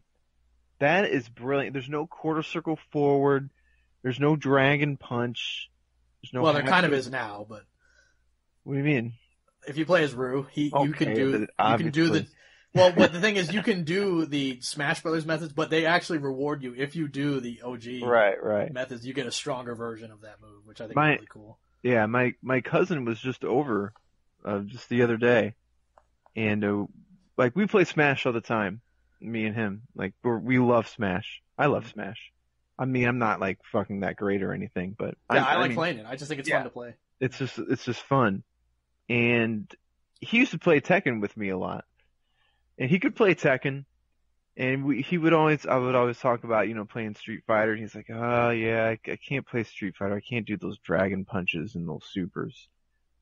And then, he was over at my place and I was playing fucking Injustice 2. And he's like, let me give it a try. And then I watch him and he's just hitting buttons and directions. And he can't really do anything cool. Like he can do like, down twos and, forward twos, and maybe it's the beginning of a string Down two or is something cool. like that. And like he can't do any special moves. He doesn't know the notations.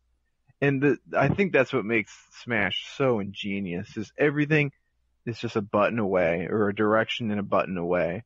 And when you look at it like esports and when you look at like League of Legends and those like those games, like there's no notations. They're not looking at their keyboard doing E, D, F, Right. G, Y, and then a number button to do their special moves. They're just hitting a button, and it's just everything's so easy to do. Mm-hmm. I think that's one of the problems that these fighting game developers are having. They're like, oh, we want to make it more accessible. Well, get rid of the damn notations. Stop making everything so damn scrubby. Well, I mean, Get rid of the notations. Keep the strategy of it. Keep you can keep your combos, but just don't. I think those notations just kind of really deflate people. I think that's why I like the new BlazBlue cross tag game a lot. I've been playing that. I actually have a lot of fun with it. And I think it's because in that game they've gotten rid of, for the most part, like all the specials are either quarter circle forward or quarter circle back. There is no, everyone has a universal Dragon Punch type move that is you do it with two buttons. Mm-hmm. Everybody has a push block that you do with two buttons, the same buttons that you actually use to Dragon Punch. So if you do it wrong, you'll get a DP, and that's not good. Supers are always done with a quarter circle forward and two buttons. And also the normals now, instead of, Guilty Gear obviously has what, A, C, slash, I'm not up to date on. There's like 5 buttons, yeah. There's like 5 buttons, right? And then like KOF has 4 buttons, so does NetherRealm Games, and then you have like Street Fighter, which has 6, and then BlazBlue, which always had a bunch of command ones. It was A, B, C, and then the D for drive, which was always a character specific move, like kind of like Injustice's character power. With this game, what they did was they took a bunch of characters from games that were more complicated, like BlazBlue from Persona 4 Arena, from Under Night and Birth, and they simplified their movesets to, you have a crouching normal, standing version, air version of those normals, and they have an auto combo that you do that has a bunch of different normals in it. But the normals that you use is reduced to sort of like these kind of 3 moves, and then your C button is a universal overhead that every character has, and depending on which series of games that you're playing the character from, their overheads are either faster, hard to react to, or they have evasive properties, they jump over moves, and stuff like that. So they've reduced it to really kind of just those 2 buttons for the most part. And then obviously your sweep is down C, is universal. But they've kind of reduced it to sort of just 2 buttons, and then you just go from there. And the damage is incredibly high. So if you, even the most basic of combo, like you do the auto combo, and also you can't cancel specials into super. They don't even make it that complicated. You have to go into your final resonance comeback mode to be able to do that. So if you just do auto combo into super, that's at least 40% or something like that. It's easy to do big damage. So you get like the reward of it, and then obviously there's strategy to it. Like it's not going to be a game for just morons just smashing their buttons together. But they've really kind of taken out a lot of the executional aspects in favor of just making it so you can do whatever combos, and the combos can be as hard as you want or as easy as you want. And the hard combos, you will get the juice out of them, but the easy combos, you still get, a decent amount of damage. They're onto something. I think they are onto something, yeah. And I love Smash's simplicity as well. And the first fighting game that really gets rid of all that shit, I think it'll be a big deal. I've shared this a lot with 16-bit, but I really do think that the first fighting game to break out on the level of like Fortnite and Counter-Strike Go and stuff like that is not going to be a traditional fighting game. Yeah, everyone, I mean, when you think fighting games, what do you think? Street Fighter. Mm-hmm. And how can you get rid of the most, like, iconic notation, quarter circle forward in Dragon Punch? Mm-hmm. That sounds like blasphemy to get rid of that. I mean, you got to take risks too. You just have to. If those are the main barriers that are stopping people from playing, if those are the main barriers that are making people play freaking League of Legends and Dota and first-person shooters over fighting games, then just get rid of it then. Damn. Yeah, probably. I mean, because a ton of people play Smash, and if you've ever seen like a top player talk about Smash, it's as esoteric and weird as the way we talk about games. Mm-hmm. They talk about their high level, techniques and stuff like that, and it's like nonsense to the average person. But that never stopped people from playing the game. Right. And it's never stopped them from having a huge competitive base. And obviously, there's a lot of cultural factors that go into it too. Obviously, Smash is just a whole different culture than the FGC, and we always laugh at it.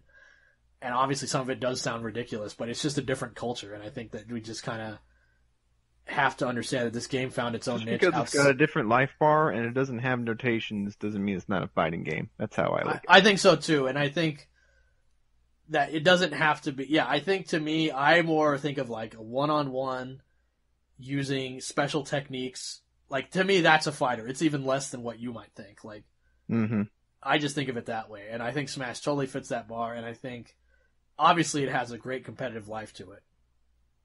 It's fun. And I'm really happy to see Nintendo because they're very cold towards it for many years. And in fact, they've even had developers being like, we didn't care that people played at a high level. We actually didn't even like that. I can go to someone's house, play Smash 4, not have a training mode, and learn. Mm-hmm. Whereas if I were to go to someone's house, and let's say I never played Street Fighter before, I'm spinning wheels.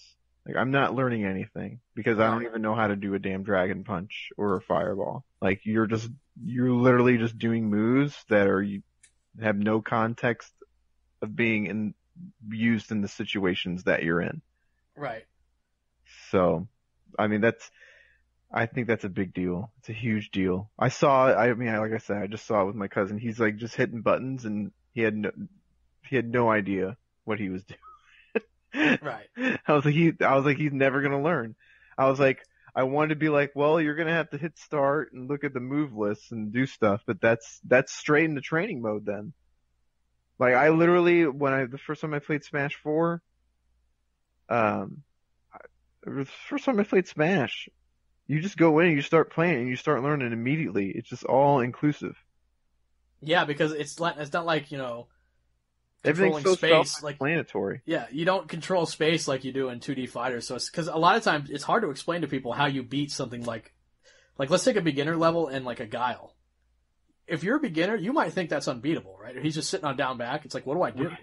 Yeah. I can't. The fireball controls the whole even screen. if I jump the Sonic Boom, like he still gets the block. It's flash kick, or he gets the flash kick. If it's like if I walk a little bit and then jump over, he goes. Works. Or crouch. You're ducking fierce. Anyway, he could knock me out of the air with his stand roundhouse if he wanted to. Yeah. Well, that's old school stand roundhouse. I don't know if Championship edition stand roundhouse. Yeah, exactly. But that's what I mean. It's hard to explain that part of the game to newcomers. That's the hardest part because it does seem overwhelming. But there is a counter to it. But again, like I said, it's esoteric. It's not easy to explain. With Smash, you need training mode. Yeah, with Smash, it's that space control idea. It's there, but it's not the same because there's so many avenues around it. The stages are bigger. The jumping is way floatier, and you can get over it. So then it's like someone's coming down on my head with this move repeatedly. Obviously, there's moves to beat it. Just jump up and beat them or something like that. It's way easier than it would be in a 2D button. fight. Yeah, up and a button, exactly. Oh, that button didn't work. Try that button.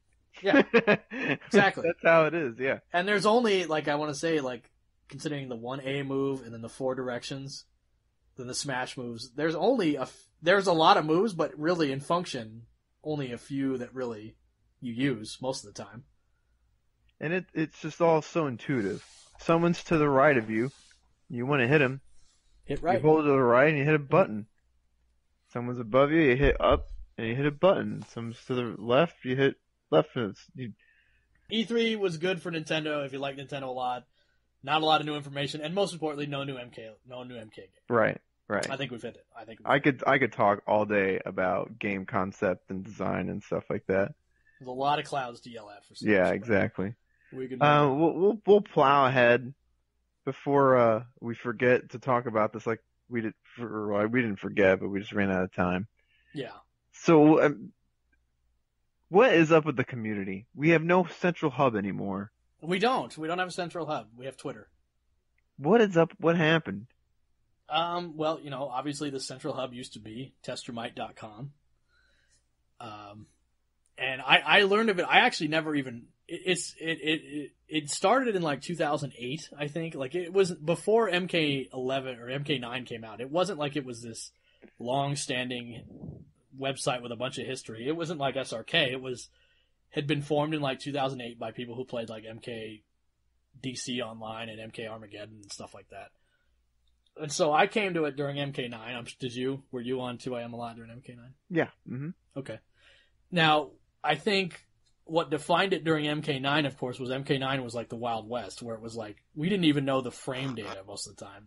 Yeah. The amount of misinformation and bullshit that was going on was there, but that's the fun part of fighting games, right? Is figuring out what works and what doesn't work. And when you needed a forum, the power of the forum a lot of times is that you get a lot of people talking and it doesn't become an echo chamber because so many diverse voices are in there. And it's like, you can block people, but for the most part, you got information coming in and you got to deal with it. You talk about it, you can quote people and stuff like that. I always love forums. I don't know about how you feel the same, because I know Tekken's forums aren't the best. They used to be amazing. Tekken Zaibatsu really? Okay. was, man, so many good times on Tekken Zaibatsu, man. But yeah, like that was like Tekken Zaibatsu was like our central hub for years. And you got and there's characters, like there's people with funny avatars. There's the dudes that type a shitload. I was one of those guys. But most people would explain their points and move on, right? Like it was like you could explain your point and we could talk about it. And that was cool about, especially during MK9, where it was like, we were just, like, the community was just trying to emerge with a high-level game for the first time, like, really high level, like, we're playing it in tournaments all the time. So there was a lot of misinformation to fight and talking about matchups that we, had no idea to talk about and stuff like that. I thought it was fun. I think what happened, this is something, GGA Jeremiah said that I think it holds true, is we had all like the top players were going there, they were posting, and then that was different. And then you would get these casuals and they're arguing with them. You get these idiots trying to tell tournament veterans, what's good and what's not good. And then when they would look to the moderators would side with the plebs. They would side with the people that have no idea what they're talking about. They're like, well, it's a free forum. They can do whatever you want. The person that has no idea what they're talking about has equal voice as the top player who's just won the last tournament. And I think that's what all the top players were just like, okay, so this is a waste of time. So that's a really good point. TYM to me was different than SRK because when I was on SRK, there was no top players there anymore. Yeah, it was always scrubs. Tekken Zaibatsu, I'm sure, was the other way. Was like that too. At one point, a lot of top players were there, and now they weren't. Right. Whereas TYM, you still had the top guys going in there and talking all the time, which was really cool. I mean, because obviously their mindset is different, and you want to know. You could talk shit, yeah. Talk shit, yeah, exactly. Yeah. All the top players were there. Steve, 16-bit was on there. Pick of the Hut. Pick of the Hut has like 1 billion posts. He's got like the most posts by a country mile. Always talking, And that was the fun part. But it's funny that you talk about siding with the plebs. I always thought, to me, TYM's weird thing to me was the moderation. Like, I didn't use NeoGAF, but I've never used a forum that is that heavily modded. It was really bizarre. I always wondered why there was such a heavy-handed moderating staff. And I also, frankly, and I might get blown up for this, but I always had a problem with the fact that the people that ran the website and were the forum mods, the forum police, were the guys like streaming the tournaments and running the tournaments. I don't know about you, but that never sat cool with me. Definitely some bias there, yeah. Not just bias, but like, okay, the way we talk about the game is kind of formed by your policing, and you're running the tournaments and the games, we rely on talking about the game. And also, if you subscribe to that website, like if you were a premium member, it went into their pocket. Did you know that? Mm-mm.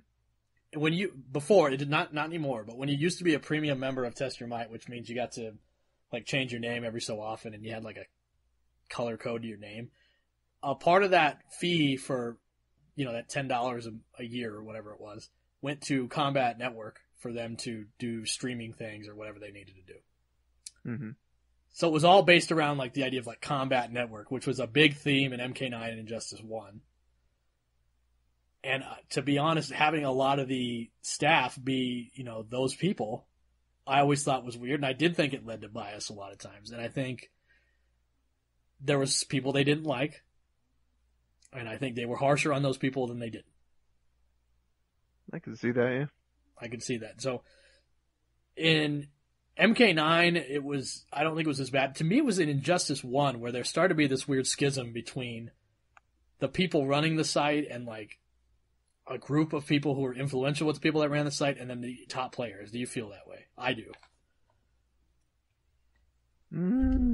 I guess so, yeah.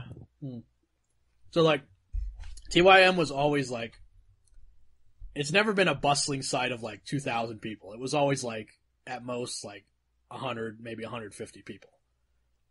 But they were all, contributed to it. But talk of the game always, now at a high level, and especially during Injustice, it always seemed to center around a few people that were deemed the experts, right?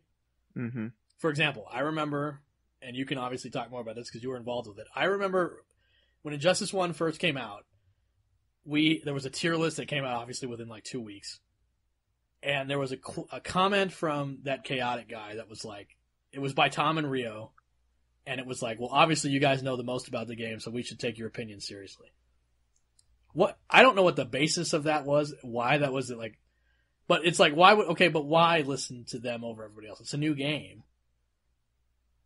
And I always thought that was weird how like the opinions of like these types of people, obviously you can be influenced by top player opinions, but you have to also question and wonder what those doing. So them just going like, well, here's a tier list, and we front paged it, and it's going out to like event hubs now because it's front page and therefore legitimacy.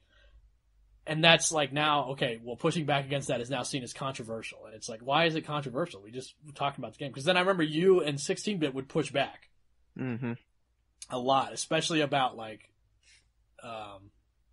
Deathstroke. A couple of those really that was hilarious. Yeah, those early controversial characters like Deathstroke and stuff. Oh like yeah, how he wasn't a problem and he had no mids. Mm-hmm. That was hilarious. Like, all he does is shoot guns. That's the only thing he can do is shoot guns. Look at his footsies. His footsies are terrible. He's got no mids. Then they go through all of the mid. Like, I remember the video. They're going through all the mids.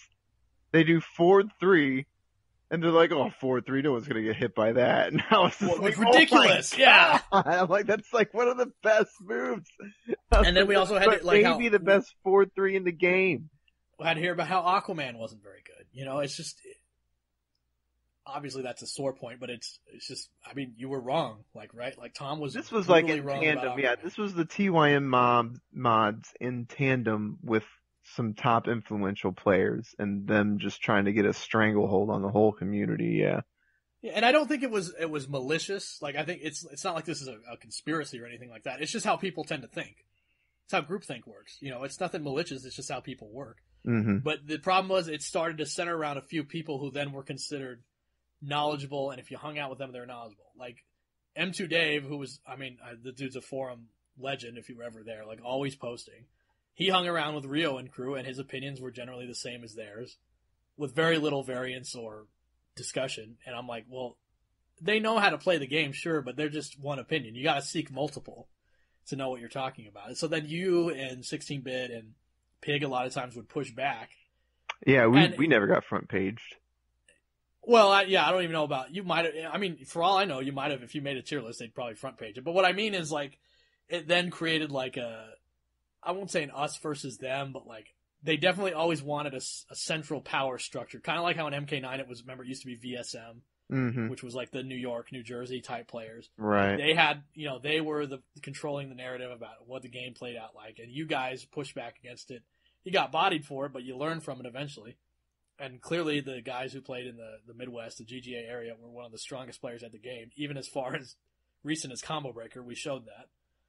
You knew what you were talking about at the end of the day, but, it was just differing opinions. But we always had to kowtow to the VSM guy. No matter how low level, like, the jobbers in VSM were, like that Hito Shura guy. I don't know if you remember that guy. I remember him. His opinion suddenly mattered because of who he hung around with and what his name was, when really he didn't know shit. That's just what it was. Like, his opinion, if you looked at what he was actually saying, you're like, well, that doesn't make any sense. But I remember on KTP we had him on the show, and he was one of the most that was one of the most hated shows. Was him being really? On, yeah. Well, and that's what I mean. It's back then, when it was just local scenes, and you knew the local scene was good. it was like you became good by proxy, which isn't true. I mean, there's a lot of those, like, again, there was like 3 or 4 VSM dudes that were good, and then the rest were kind of just whatever. Not that their opinion didn't matter, but, it wasn't as informed, it wasn't probably as strong as the other guys' opinions. And those other guys, however, unfortunately were like, Rio was always, down to talk about the game. He was a little volatile, but he'd talk about the game. But then you had like CD Jr., who was just a jerk. And frankly, wasn't a good measure of what was good or not, because his opinion changed all the time. And if you thought he was wrong, he'd tell you to go fuck yourself and all this other stuff. And he just wasn't very good for that high level play. And then that's what happened in Injustice, where you had like Tom, who kept saying Aquaman was bad with no evidence other than his own not very good metric. Yeah, I see what you're saying. That basically what I'm saying, that when you don't push back and it just becomes accepted fact, but then nobody does the exploring for you. For example, you know how many people for Injustice 2 said that Aquaman's trade, how in his trade he takes the damage of combos even if he blocks them? Mm-hmm. You know how many people for like how many months people said that was a glitch that needed to be fixed because Tom said that? Yeah. He was just brutally misinformed. It's not a blow up. If you were wrong, you're wrong. But that's the thing. When certain people get too much influence, then their word becomes law. That's true. And that's never good. And I think in Injustice 1 that happened, especially, I mean, you were part of it, when Scorpion came out, and obviously he was super good and a really good DLC character, and then 4 guys or whatever decided to make a podcast, and it now became that he needed to be banned and the game was going to die because of him and stuff like that. Yeah, that's true too. Like, my initial statement was when the Storms and I don't know if it was Storms, but whoever the mods were, when they said that the plebs' voice were going to be equal to the top players. Mm-hmm. But then that example of the top players having a voice that matters more was actually more damning than the others. Detrimental, right. Because also, I think those communities tend to police themselves. Like, if you get someone that's really just off base, they will get corrected just by natural selection. Mm-hmm. You don't need to moderate it. Obviously, you want to moderate if they're being, like, really, really harsh, using, like, bad language and stuff like that. But I don't think you need to moderate so heavily. The forums, the Tekken Zaibatsu forums were hardly ever moderated. Do they have mods? Do they have mods? I don't even know. I don't even know if they do anymore. But back in its heyday, right? Back when it was fun to go to Tekken Zaibatsu, and I think Zaibatsu just died just because Tekken was just reached a big lull at one point. Right. But when it was in its heyday, like, there was almost no moderation. The only things that got moderated were just like posts that were just like in the wrong area, or someone made a thread that should be in this area instead of that area. Otherwise, you could do whatever the hell you want. Yeah, pretty much. And then, or if someone was just, blatantly being malicious or something like that. That's what you mod. It's the people who are obvious trolls.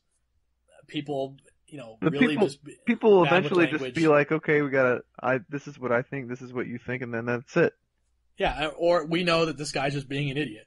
A lot of people can figure that out on their own. Right. I trust the general population. So I never thought of it more of as like, oh, we're siding with the regular people over the top players, which is a narrative that comes out a lot, and I don't think that's accurate. I think it was more of, we had the top players, in cliques against each other, and it became an us or them thing where, the mods kind of favored one side over the other because, again, of like civility issues. Like, obviously, 16-bit, he's not shy about his opinion. Pig's not shy about his opinion. And sometimes their language is harsh, but I always never felt it was like demeaning or anything like that. It was just they're trying to get a discussion going a lot of times. And I think a lot of guys were more receptive than the mods appeared to be. Like, I mean, Rio, I think for all his faults, during that time, he was pretty reasonable most of the time. Dave is not, because Dave's barely said, yeah, Dave's barely a person, so it's like that. Obviously you're talking to a brick wall. Playing to win? Well, he's Matty Schultz. He's not playing to win. It's Matty Schultz. Not, you're talking to a brick wall. You just had to suss out who was good to listen to.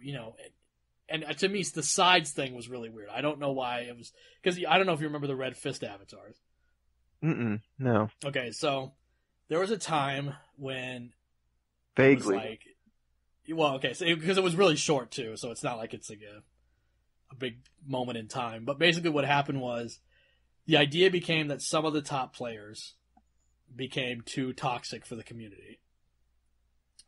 Pig, 16-bit, some other guy. It's always the same two people.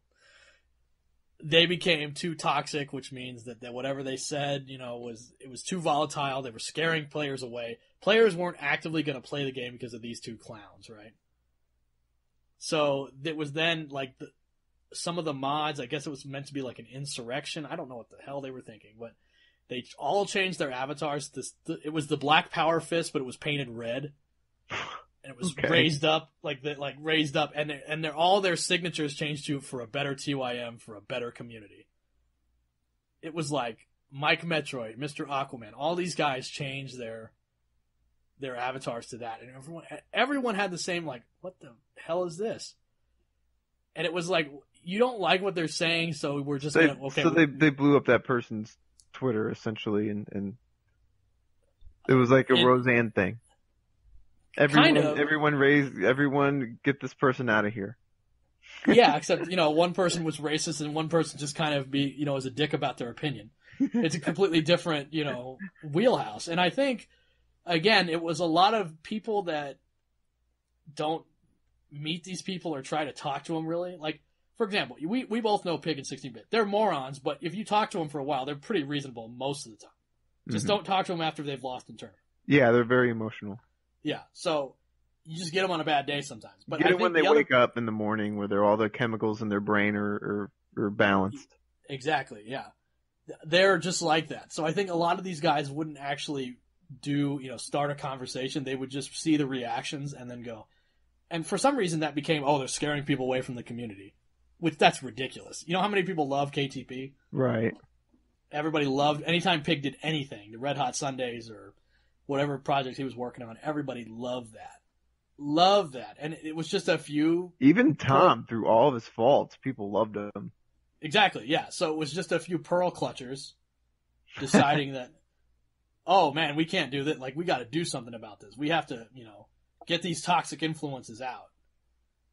And it was always, the problem I had too was that it always seemed to be centered back around, like I said, the idea of Combat Network didn't run good tournaments. They just didn't. The tournaments were terrible, I heard. They had a lot of flaws with the streaming.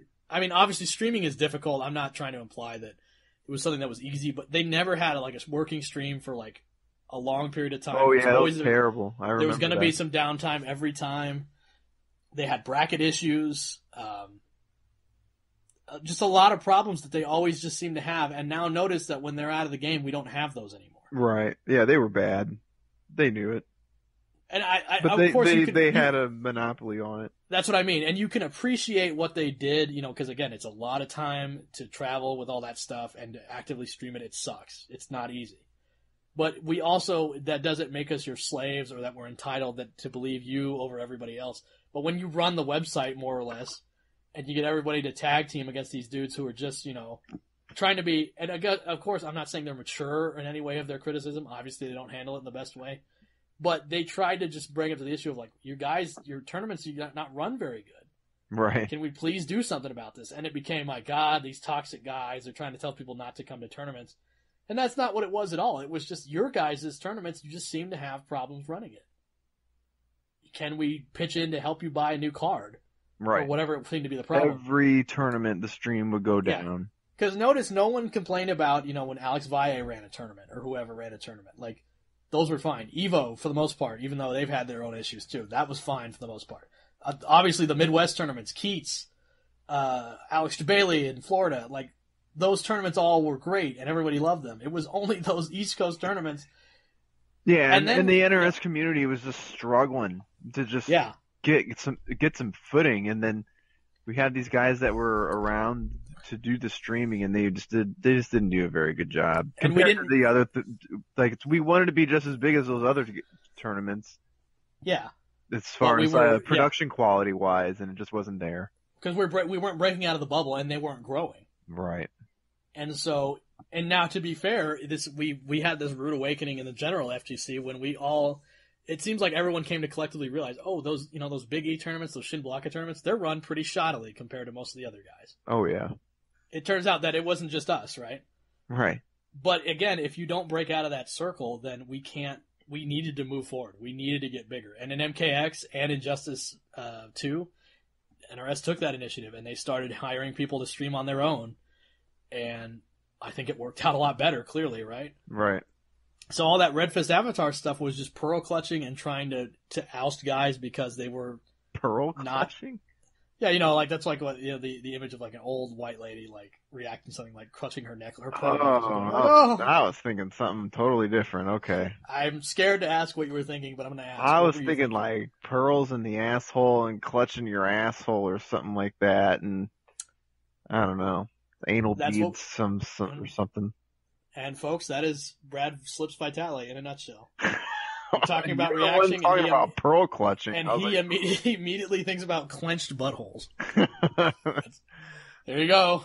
But yeah, you know, back to my main point. I do think that those mods really being heavy-handed and trying to force guys out or just funnel the discussion and be like, "Oh, you can't be too mean. You can't do this or that." And I think it's just so heavily moderated that I think a lot of those top players. Now, I'm not saying that they're all right. There's definitely some top players who just have fragile egos and don't like being questioned. mm-hmm. Can we agree on that? Oh yeah.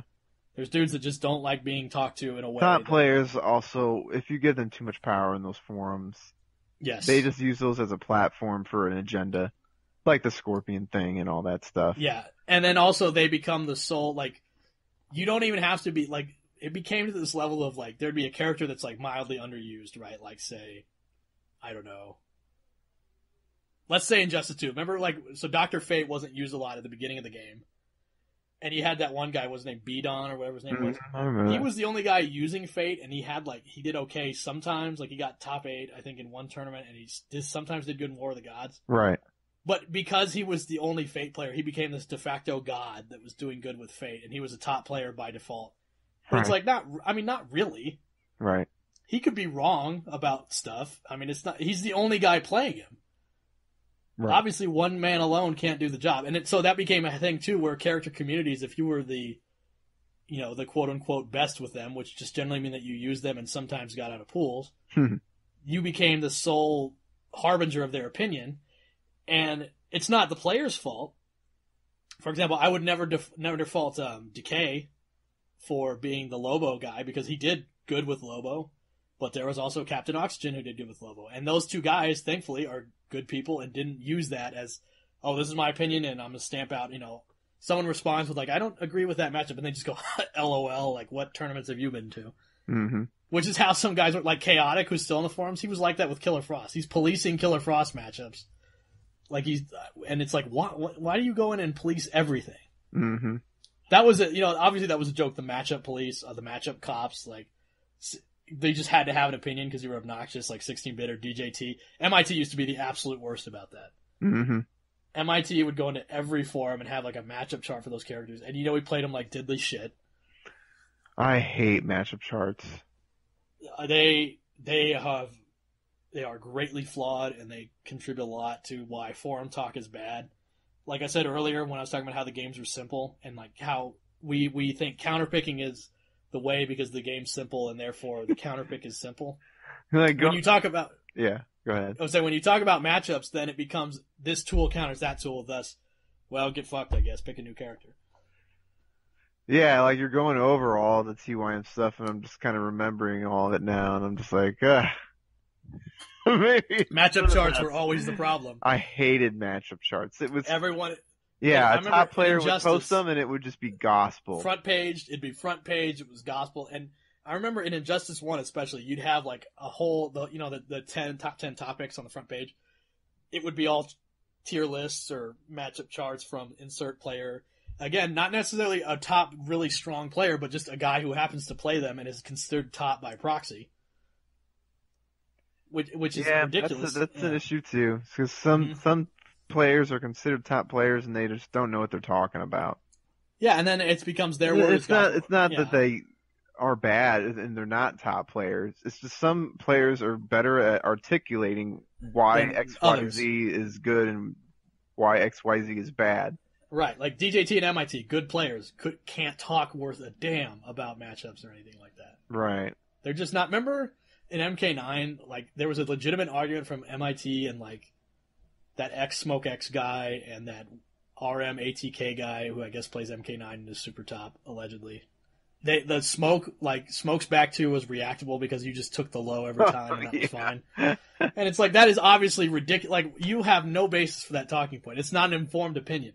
I don't have a problem with someone having a hot take every now and again. Because again, that kind of stuff makes you think. You have to, but if it's it's good devoid to have of logic, if it's devoid of logic, then it's like, what is it worth? Remember when Sonic Fox made that like Joker is top 10 because he did a corner combo that was kind of hard to block, and it was like Joker is now top 10, and it's like, well, that doesn't mean anything.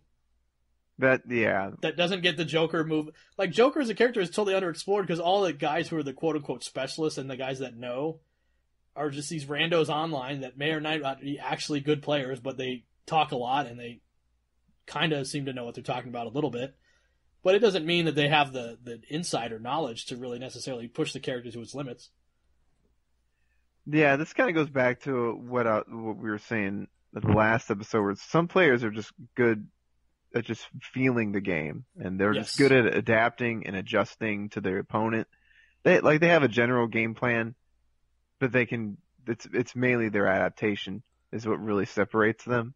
Mm-hmm. So when they go into a forum or whatever and they try to explain matchups, they're explaining a matchup, an emotion. They're trying to explain an emotion and a feeling that they had, and a set that they had with some random Joker or whatever character, mm-hmm. and that's what they're preaching. And it's just like,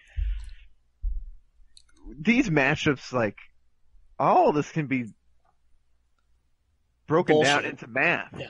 All of it can be broken down into math. And when you think about it mathematically, those are the things that you need to take into account. Like,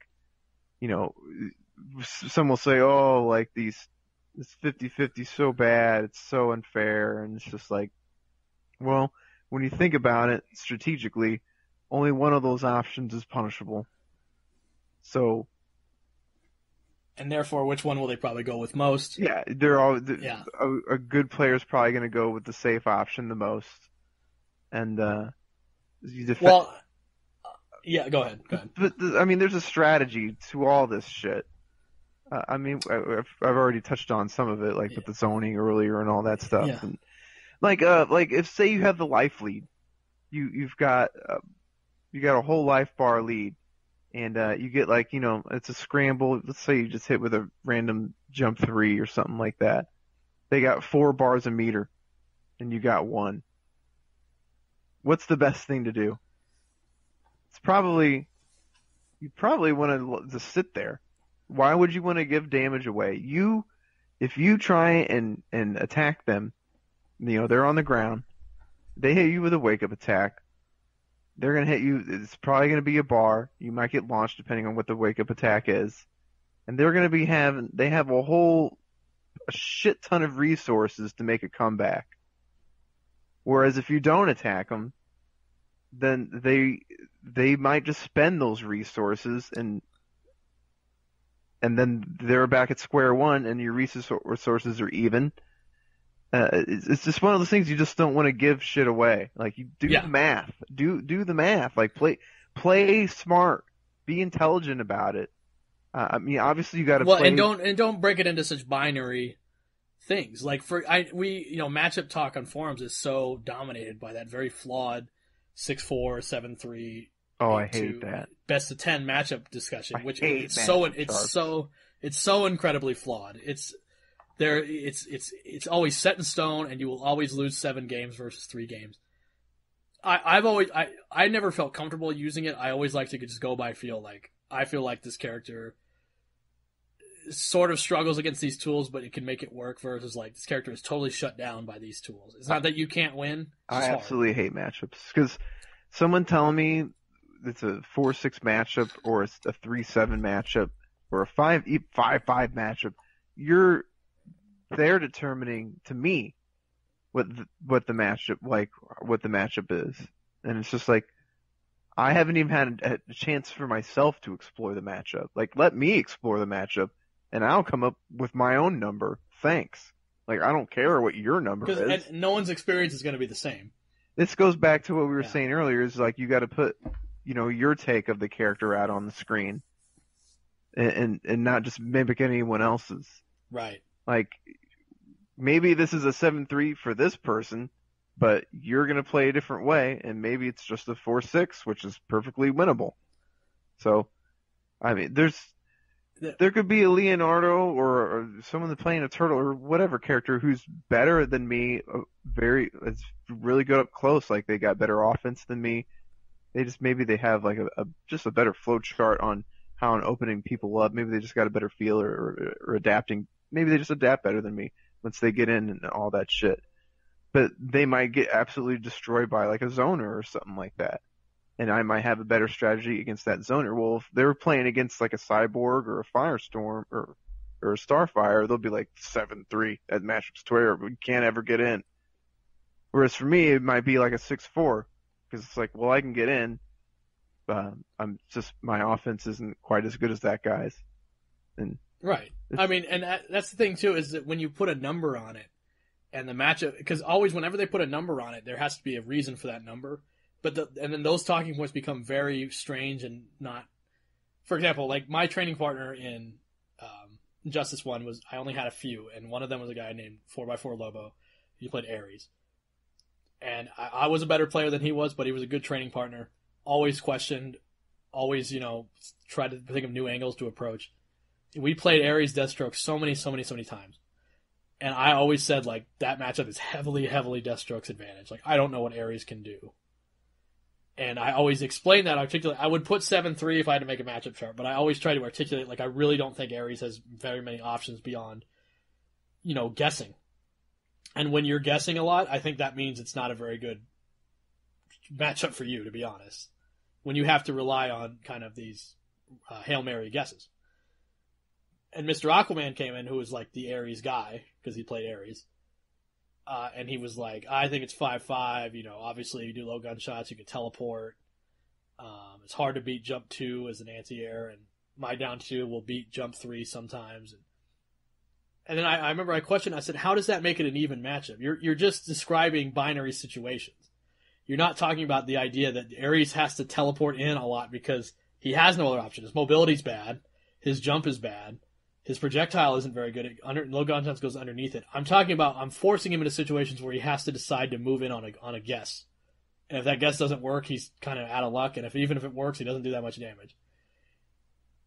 And it was just like, well, that's just, it just seems more even than that. I mean, I have teleport to answer gunshots. And I'm like, that's not an answer to gunshots. That's just a tool that you can use sometimes to get in. It doesn't solve the issue. And I think that's what happens when you put that number on it. It has to become, the talking points after it have to become really rote and limited. And, teleport, it just beats zoning. You know how many matchup charts are based on that sort of like, that talking point of like, well, they have this, so 6-4. Dude, I'm sure you know that playing. Supergirl's got a teleport. Yeah, exactly. She beats Deadshot. A teleport. That doesn't, there's no context of the teleport being slow, super unsafe. It's just a teleport. Oh, well. Dude, Scarecrow. He's got a teleport, man. Yeah, he's got a teleport, and obviously I can't zone him. And it's like, no, not obviously you can't zone him. It just means that they have a tool that can force you to do it sometimes, but I don't want to digress too much, but that's my problem with a lot of forum talk is I hate never evolve past that matchup chart formula. I hate matchup charts because it's such a victim mentality. Oh, I lost. This is such a terrible matchup. Oh, it's 4-6 out of my favor. It's 3-7 out of my favor. It's just the way it is. Oh, I hate it. It's like, nope, it's all 5-5 to me. Every matchup in my brain versus your brain is 5-5 matchup. I don't care about anything else. That's how I look at it. It's just an excuse to lose. I hate it. I hate matchup charts. It's definitely an excuse a lot of times. Tier list, same thing. It's just an excuse to lose. I don't like it. Don't tell me where my character is in the tier list. I don't care who's the best in the game. All I care about is what is going on in your head versus what's going on in my head. That's the only thing that matters. That's why, I never subscribed to matchup charts like that, and I think I was all the better for it. Because, I remember, I had to hear about, Martian destroys Deathstroke. And I'm like, why? And they're like, well, he has a teleport. Yeah, and? Well, I mean, the teleport. How do you get past that? I mean, it's probably 4-6 or something. Well, I wouldn't even put a The number fact on it. that I just know even putting a number on it, just yeah. made me mad that I just. I had a Martian training partner, and you know what? I did pretty well against him. I think I was a better player, but I would argue, yeah, there were some things that made it tough. But you have to know that to expose it. Otherwise, I can't go in with the mentality of. So I played Shujinki Dink at SCR, where I placed. It's the only time I ever placed top 8. It's in top 16, and he's playing Martian, and I'm like, I can't go in thinking he's going to do the things my training partner does to my very specific death stroke. Right. He's going to do the binary talking points. Oh, I'm just going to teleport. So, of course, one of the first things Dink does is he jumps back, air dash, teleport. Right. And I just made him run back 3 him. Right. Because obviously, if I'm I'm not just going to shoot guns at him mindlessly. Yeah, like you can't spam teleport if if you have a barometer, which is pretty much all the time. Yeah. Or just in general, like the idea that was a clean counter to his low gunshots, and therefore you couldn't use them, and therefore he was not good. Yeah. It's like you take the tools out of the match because of one element, but you ignore again the context. That's what I think lacks in all those, and that's why forums are good, because you can then explain context and try to get around it. But some people are too attached to their talking. Yeah, points. nothing is ever you never do in a matchup. That should never be a thing. You can never do this because of this. No. That's ridiculous. The reason you do this to show them that they should do that, and then you counter that. You do a low gunshot to show them that you are open to a teleport, and then when they do that teleport, then you do the meter burn back 3. Like it's all mind. It's all in the mind. All of it is in the mind. And then I think it's what Rambo said. Rambo. Remember Rambo and Blood Part 2, where he was going to go and take pictures of the POWs, and they had Murdoch, and Murdoch's like, look at all this technology we've got. We got these high-end cameras and all this stuff, and Rambo's looking at him, and he's just and Murdoch's just like, aren't you impressed? And he's like, oh, I always thought the mind was the most powerful weapon. Which is funny coming from Sylvester Stallone. How badass was it when he got hung up when he did the drop? And he lost all that equipment, and all he had was the knife. God, his bow and arrow, and that's all he needed to do the entire mission. Not only did he not need to photograph, he actually grabbed one of them. Oh, God, I love that movie. What a great movie. Everyone should take heed to that quote. I always believe the mind is the most powerful weapon. I don't care about what tools you got. I don't care if Firestorm's got a vortex or fucking Dr. Fate can zone all day. It's the mind. It's all about the mind. Thanks to John Rambo. John fucking Rambo. That should be everyone's favorite movie. Yeah, I mean, I can, even though it's obviously a movie quote, I can kind of agree with it. Where obviously there is gonna be bad matchups in the sense of like these tools are really oppressive and hard to counter, but it never actually means we remove this from the match. Like you might as well be locked out of doing it because you just can't. Like remember when Scorpion first came out in Injustice 1, and the idea was because his air mobility was really good and the teleport was really good and jump 3 was really good, he now breaks the rules of the game because you can't anti-air.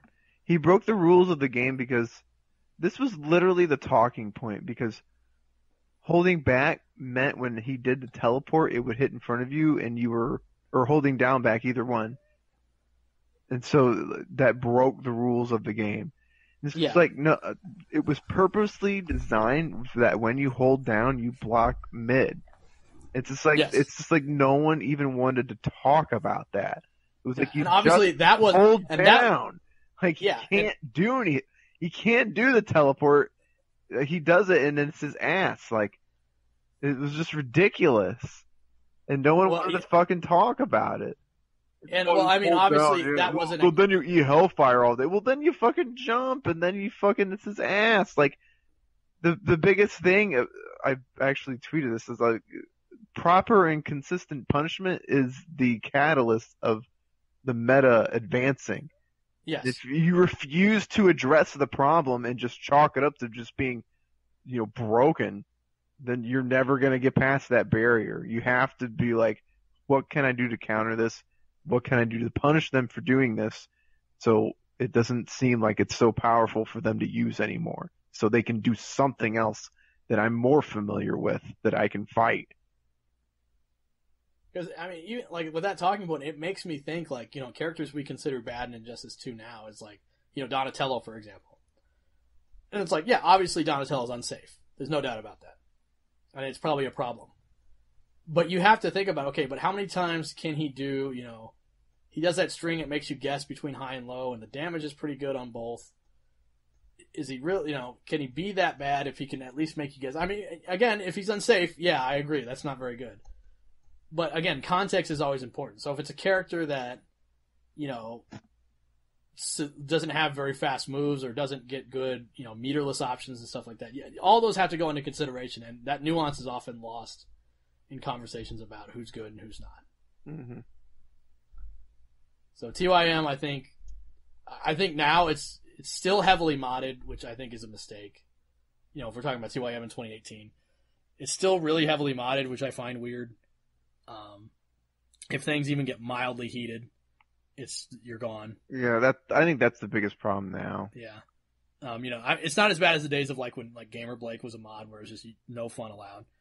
But it's still pretty like the fact that soap bar in my mouth or whatever is like a thing. Yeah, I don't. Yeah, like that's bad. Ridiculous. Like the fact that that's an actual thing on the website, it's only in context of within TYM. It's probably not a good sign.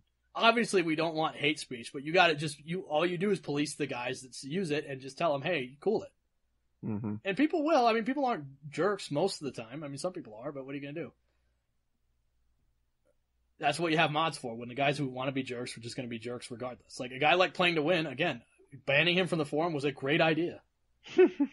Guy doesn't want to talk about anything. He just wants to be right. So yeah, him being non-constructive, you're absolutely right.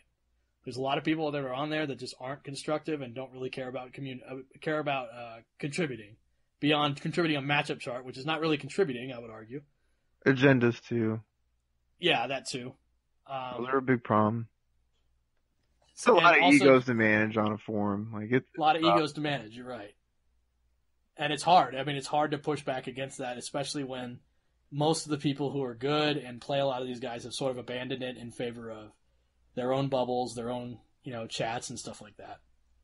And I don't really know a solution to it, to be honest. I honestly don't either. I don't know what they can do. Because obviously no one likes... It should be something. There should be a place for everyone to go. There should be a place where top players can go and, and normal, casuals and intermediate players can all go and just enjoy the game and talk about the game. But for some reason, we can't have that. Then there's the talking point of Test Your Might was never just for high level players, it was for everybody. And I'm like, yeah, I agree with that. But at the same time, you can't just chase those people off the forums because you don't like the way they talk sometimes. I mean, their talking points are valid sometimes. Not all the time, but sometimes. Got to be able to let them talk at least about the game because there's no other spot. There's no other place. You could go, I mean, that's not even a website anymore, but if you remember Mortal Kombat United, that was a dumpster fire of a website that no one ever wanted to go to. I vaguely remember that, yeah. I don't think it's just a huge eyesore of a website that no one really wanted to go to. That was where all the true casuals were. In my opinion, that was where all the true casuals were. TYM had kind of weeded them out just by just existing differently. So, in top players, I just think, you don't have to be right 100% of the time. I think it's good to foster discussion, even if you think you're right 100% of the time. I think you can just let it go sometimes. I think that's fair, right? Unless someone calls you a moron, in which case, yeah, go ahead and be volatile. But again, don't feel the need to mod that all the time. If it gets really heated, you can mod it. But if you don't, just let people talk it out and stuff like that. I think you'll find more constructive results than going off into bubbles on both sides. Mm-hmm. I remember on Tekken Zaibatsu, I was arguing with this dude, and this was after I was pretty successful in Tekken, and we were talking about matchups and stuff, and this dude was a nobody, and I was just countering every single talking point that he had about, I think it was Ganryu or something, and it was just amazing how much delusional he was. And eventually I just stopped replying to him, and that was it. Like, there was no moderation. Like, everyone, like, I would get, like, a private message here and there, like, what's up with that guy? And then that was it. Like, there was no moderation needed. Like, we both just moved on. Everyone formed their opinion, and then that was it. The discussion had been had. And it should be like that, I think. Yeah, because a lot of people aren't going to change their opinions. Yeah. And so what are you going to do about that? Well, you can't just stop talking. You can't just stop using the forum because a lot of guys aren't, unfortunately, going to change their opinion. And also, I think it's wrong, I think a lot of times, to write off lower level players' experience just because they're lower level. There may be there's something to, anybody can be really good at fighters for the most part. And they may have a twinkle of it in their gameplay, and they may have found an angle that, you know what, it's not that bad. It's not that bad of an idea. Mm-hmm. Could come from anybody. So I don't know why people are so quick to just be like, someone has a mildly challenging hot take, and then you just go, well, that guy's obviously an idiot. And then when they push back, just go, LOL, this website, and then you're out. Right. That's so silly to me. I don't understand. A lot of people do that, and I don't understand it. I mean, I still visit TYM all the time. I still participate. I go in there every once in a while, yeah. Yeah, obviously, real life is definitely taking me in a different direction than playing competitive fighting games at the moment, but I still like to contribute, with the characters that I do play as, and I try to see if people are making really bad talking points and try to point out, like, that is such a bad talking point. Because obviously, the more people, when people see that, they're going to go, like, maybe it'll open up their minds. And I'm not saying I'm a genius or anything, but I think sometimes you have to point out the bullshit. Mm-hmm. And people will understand that. And I think, the modding is definitely not nearly as bad as it was a few years ago. So I'm going to not fault that but too much. But I also think you should be open to make topics that are not popular, but just why do you got to close it? Like Crimson is like, Crimson, good friend, like him lots. Sometimes he's such a fascist on that website. It's insane. Like I remember there's this one thread where this guy was really critical about NRS, and he was like, "Look, man, we got to keep it down, or I'm going to shut down this thread because it's not constructive." And I'm like, it doesn't have to be. Not every thread has got to be super constructive. Sometimes they can be stupid. People will stop paying attention eventually. Freedom of speech, First Amendment.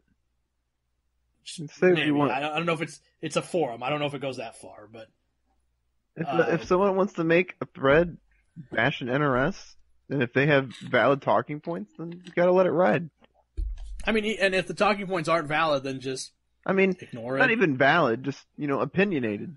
Just if it's just like fuck NRS, and then within that thread is just like, I can't believe they fucked over, I don't know, Batman.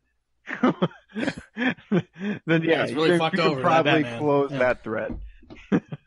Yeah, I mean, obviously, moderation in some contexts is obviously very much the key. Like, when people are just being trolls, or, a thread is just devolved into mindless flaming. But, you can't just go to every thread that's, like, negative about the game or something like that and just go, oh, we gotta close it. You can think it's dumb and even participate and just say, I think this is dumb in the thread itself. But not to, like, oh, we gotta close this. It's getting too heated. They would do that all the time. Remember that one that poor... too divisive. I think it is too divisive. Very divisive to just, that one. We're just going to be delusional, and we're not going to acknowledge any problems. We're just going to have positive, nothing but positive. I mean, I'm all about positive, It's fine. Yeah, I'm a genuinely positive person, I think, these days. I don't know. But to shut down all possible negativity means to shut down any constructive, conversation. Like, we have to look at the things that we can work on to improve in order to improve them. We can't just be all kumbaya and everything's great. Everything's not great. There's things that we can work on and they could get better. We should be thankful and we should be happy about how far we've come. But to just shut down any negative talk is bad. That's bad. I think it is bad, but I also think that if you're not very constructive in your opinion, you gotta. I think you will be eventually shut down by people who just, I think, can naturally understand when something's just totally full of shit. But sometimes, you do have to step in and take those topics out that just, okay, nothing's happening in this thread. Yeah. It's constantly getting bumped. This sucks. Get it out of here. You can be negative and still be constructive, yeah. Yeah, absolutely. Yeah, there's plenty of people in the community that are like that. Right. Absolutely. I don't. And obviously, TYM, much like any fighting game player, is never without hope. It could always be, it could come back. I don't think it, necessarily will, because Twitter and Discord are way overpowering it at the moment.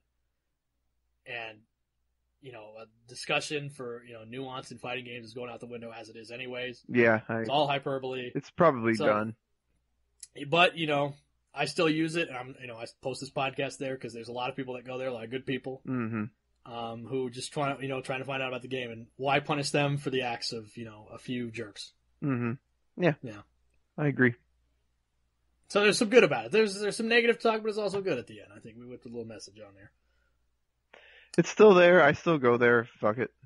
Yeah, I do too. I mean, you never know, because to me, that's how you get informed about characters you don't know a whole lot about. There's somebody that's passionate about them. And like I said, it might not all be good, but you still get a lot of news. They still have a lot. Their front page still has got a lot of content. It's got a lot of content. A lot of guys that do podcasts that are really cool about like the lore and stuff. Mm-hmm. There's guys, there's a lot of cool things going on there. I think there's a good reason to be on the website. Don't be, just because there's some annoying posters and stuff like that. Don't get fooled by that.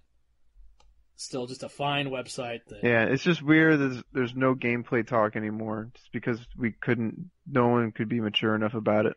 Then that's really not even TYM's fault. Yeah, I don't even know if it's TYM's fault. Yeah, it's hard to even be like, God, those guys at TYM fucked up. Like, it was, I don't know. You just got too many idiots out there that don't know how to have a conversation. Yeah, I mean, you don't know how to have a conversation, really. That's basically it. Get better at speaking. In a nutshell. Yeah. Well, we've gone pretty long. Yeah. How long is this? We're approaching hour 3. We're at hour 3. Holy shit. So it's even longer than the first show, but I mean, we can obviously, I think people want it. There were some people that complained about the length, but you know what? They can go, KTV we can was 3 hours. Maybe we can cut it in half and then. We might do that, Who knows? I wish we could do timestamp stuff too. Oh, that people can skip if we're on some bullshit subject that someone doesn't care about. I'm gonna promise it here live on the show that so I have these really cool guys at TYM who also run a podcast. His name Charybdis, he's one of the mods, and JBT, who's another one of those guys. They've been very helpful. And they told me as soon as I get up an episode, just PM them and they will put up on the front page. And they said if you put the timestamps, we'll put them up there too. If you just have a rough outline of the timestamps, we'll make it in a good format. So, promising here on the show, as I edit it, I will provide timestamps, and they will be there. That would be awesome. So if you want to skip around, please feel the need to. Don't need to hear about, we don't care about them talking about Smash. We don't care about them talking about War of the Gods, even though you should. It's fine. Not everything's for everybody. Yeah, that's good. That's exactly what we need. Yeah, so we're going to put the timestamps out there, so if you guys want to skip to the good parts, by all means do that. Is it possible to divide it up in hour and a half increments? We could. Because sometimes it's hard to weed through those timestamps. Oh, I guess not. I don't know. I'm just being weird. Well, if you put specific timestamps, I don't think it's that. Yeah, you're right. Never mind. Yeah. So, that about does her. I think wraps her all up. Obviously we're doing this for the people that, want it, that want to be fans of it. We live and die by feedback. So if you don't like part of the show, every feedback is welcome. Like we just said, we'd be hypocrites if we didn't accept negative feedback as much as we accept positive feedback. So by all means, if you think the show's got problems, let us know. This is a work in progress, obviously. I can't wait for you guys to see the video that we included in this. I know we want to do more, but we'll see how it goes. Right, obviously, and we need to know how that goes. If you don't like that, I'd really like to divide the show up into segments and stuff with multiple videos. That would be fun. That would be probably the end game fun idea. Mm-hmm. And obviously, as we grow more and more, hopefully we keep doing this, because all we got to do is just consistency. We got to keep going, and eventually we'll probably reach a spot where we can do it like that. But until then, I hope you enjoyed this show. A lot of rambling, a lot of old man yelling at clouds, but I think we had some good times. Yeah. I had a couple beers. I feel pretty good. I can tell. Clarity has clearly gone out the window. All that talk about anal beads is really scaring me. You're the one that said anal clenching. I did not say. Okay, before this goes too. Okay, you're going to be able to go to the timestamp of when I said that and find out that you're full of shit. How about that? So I guess for now, signing off. This is King Hippo. This is Slips.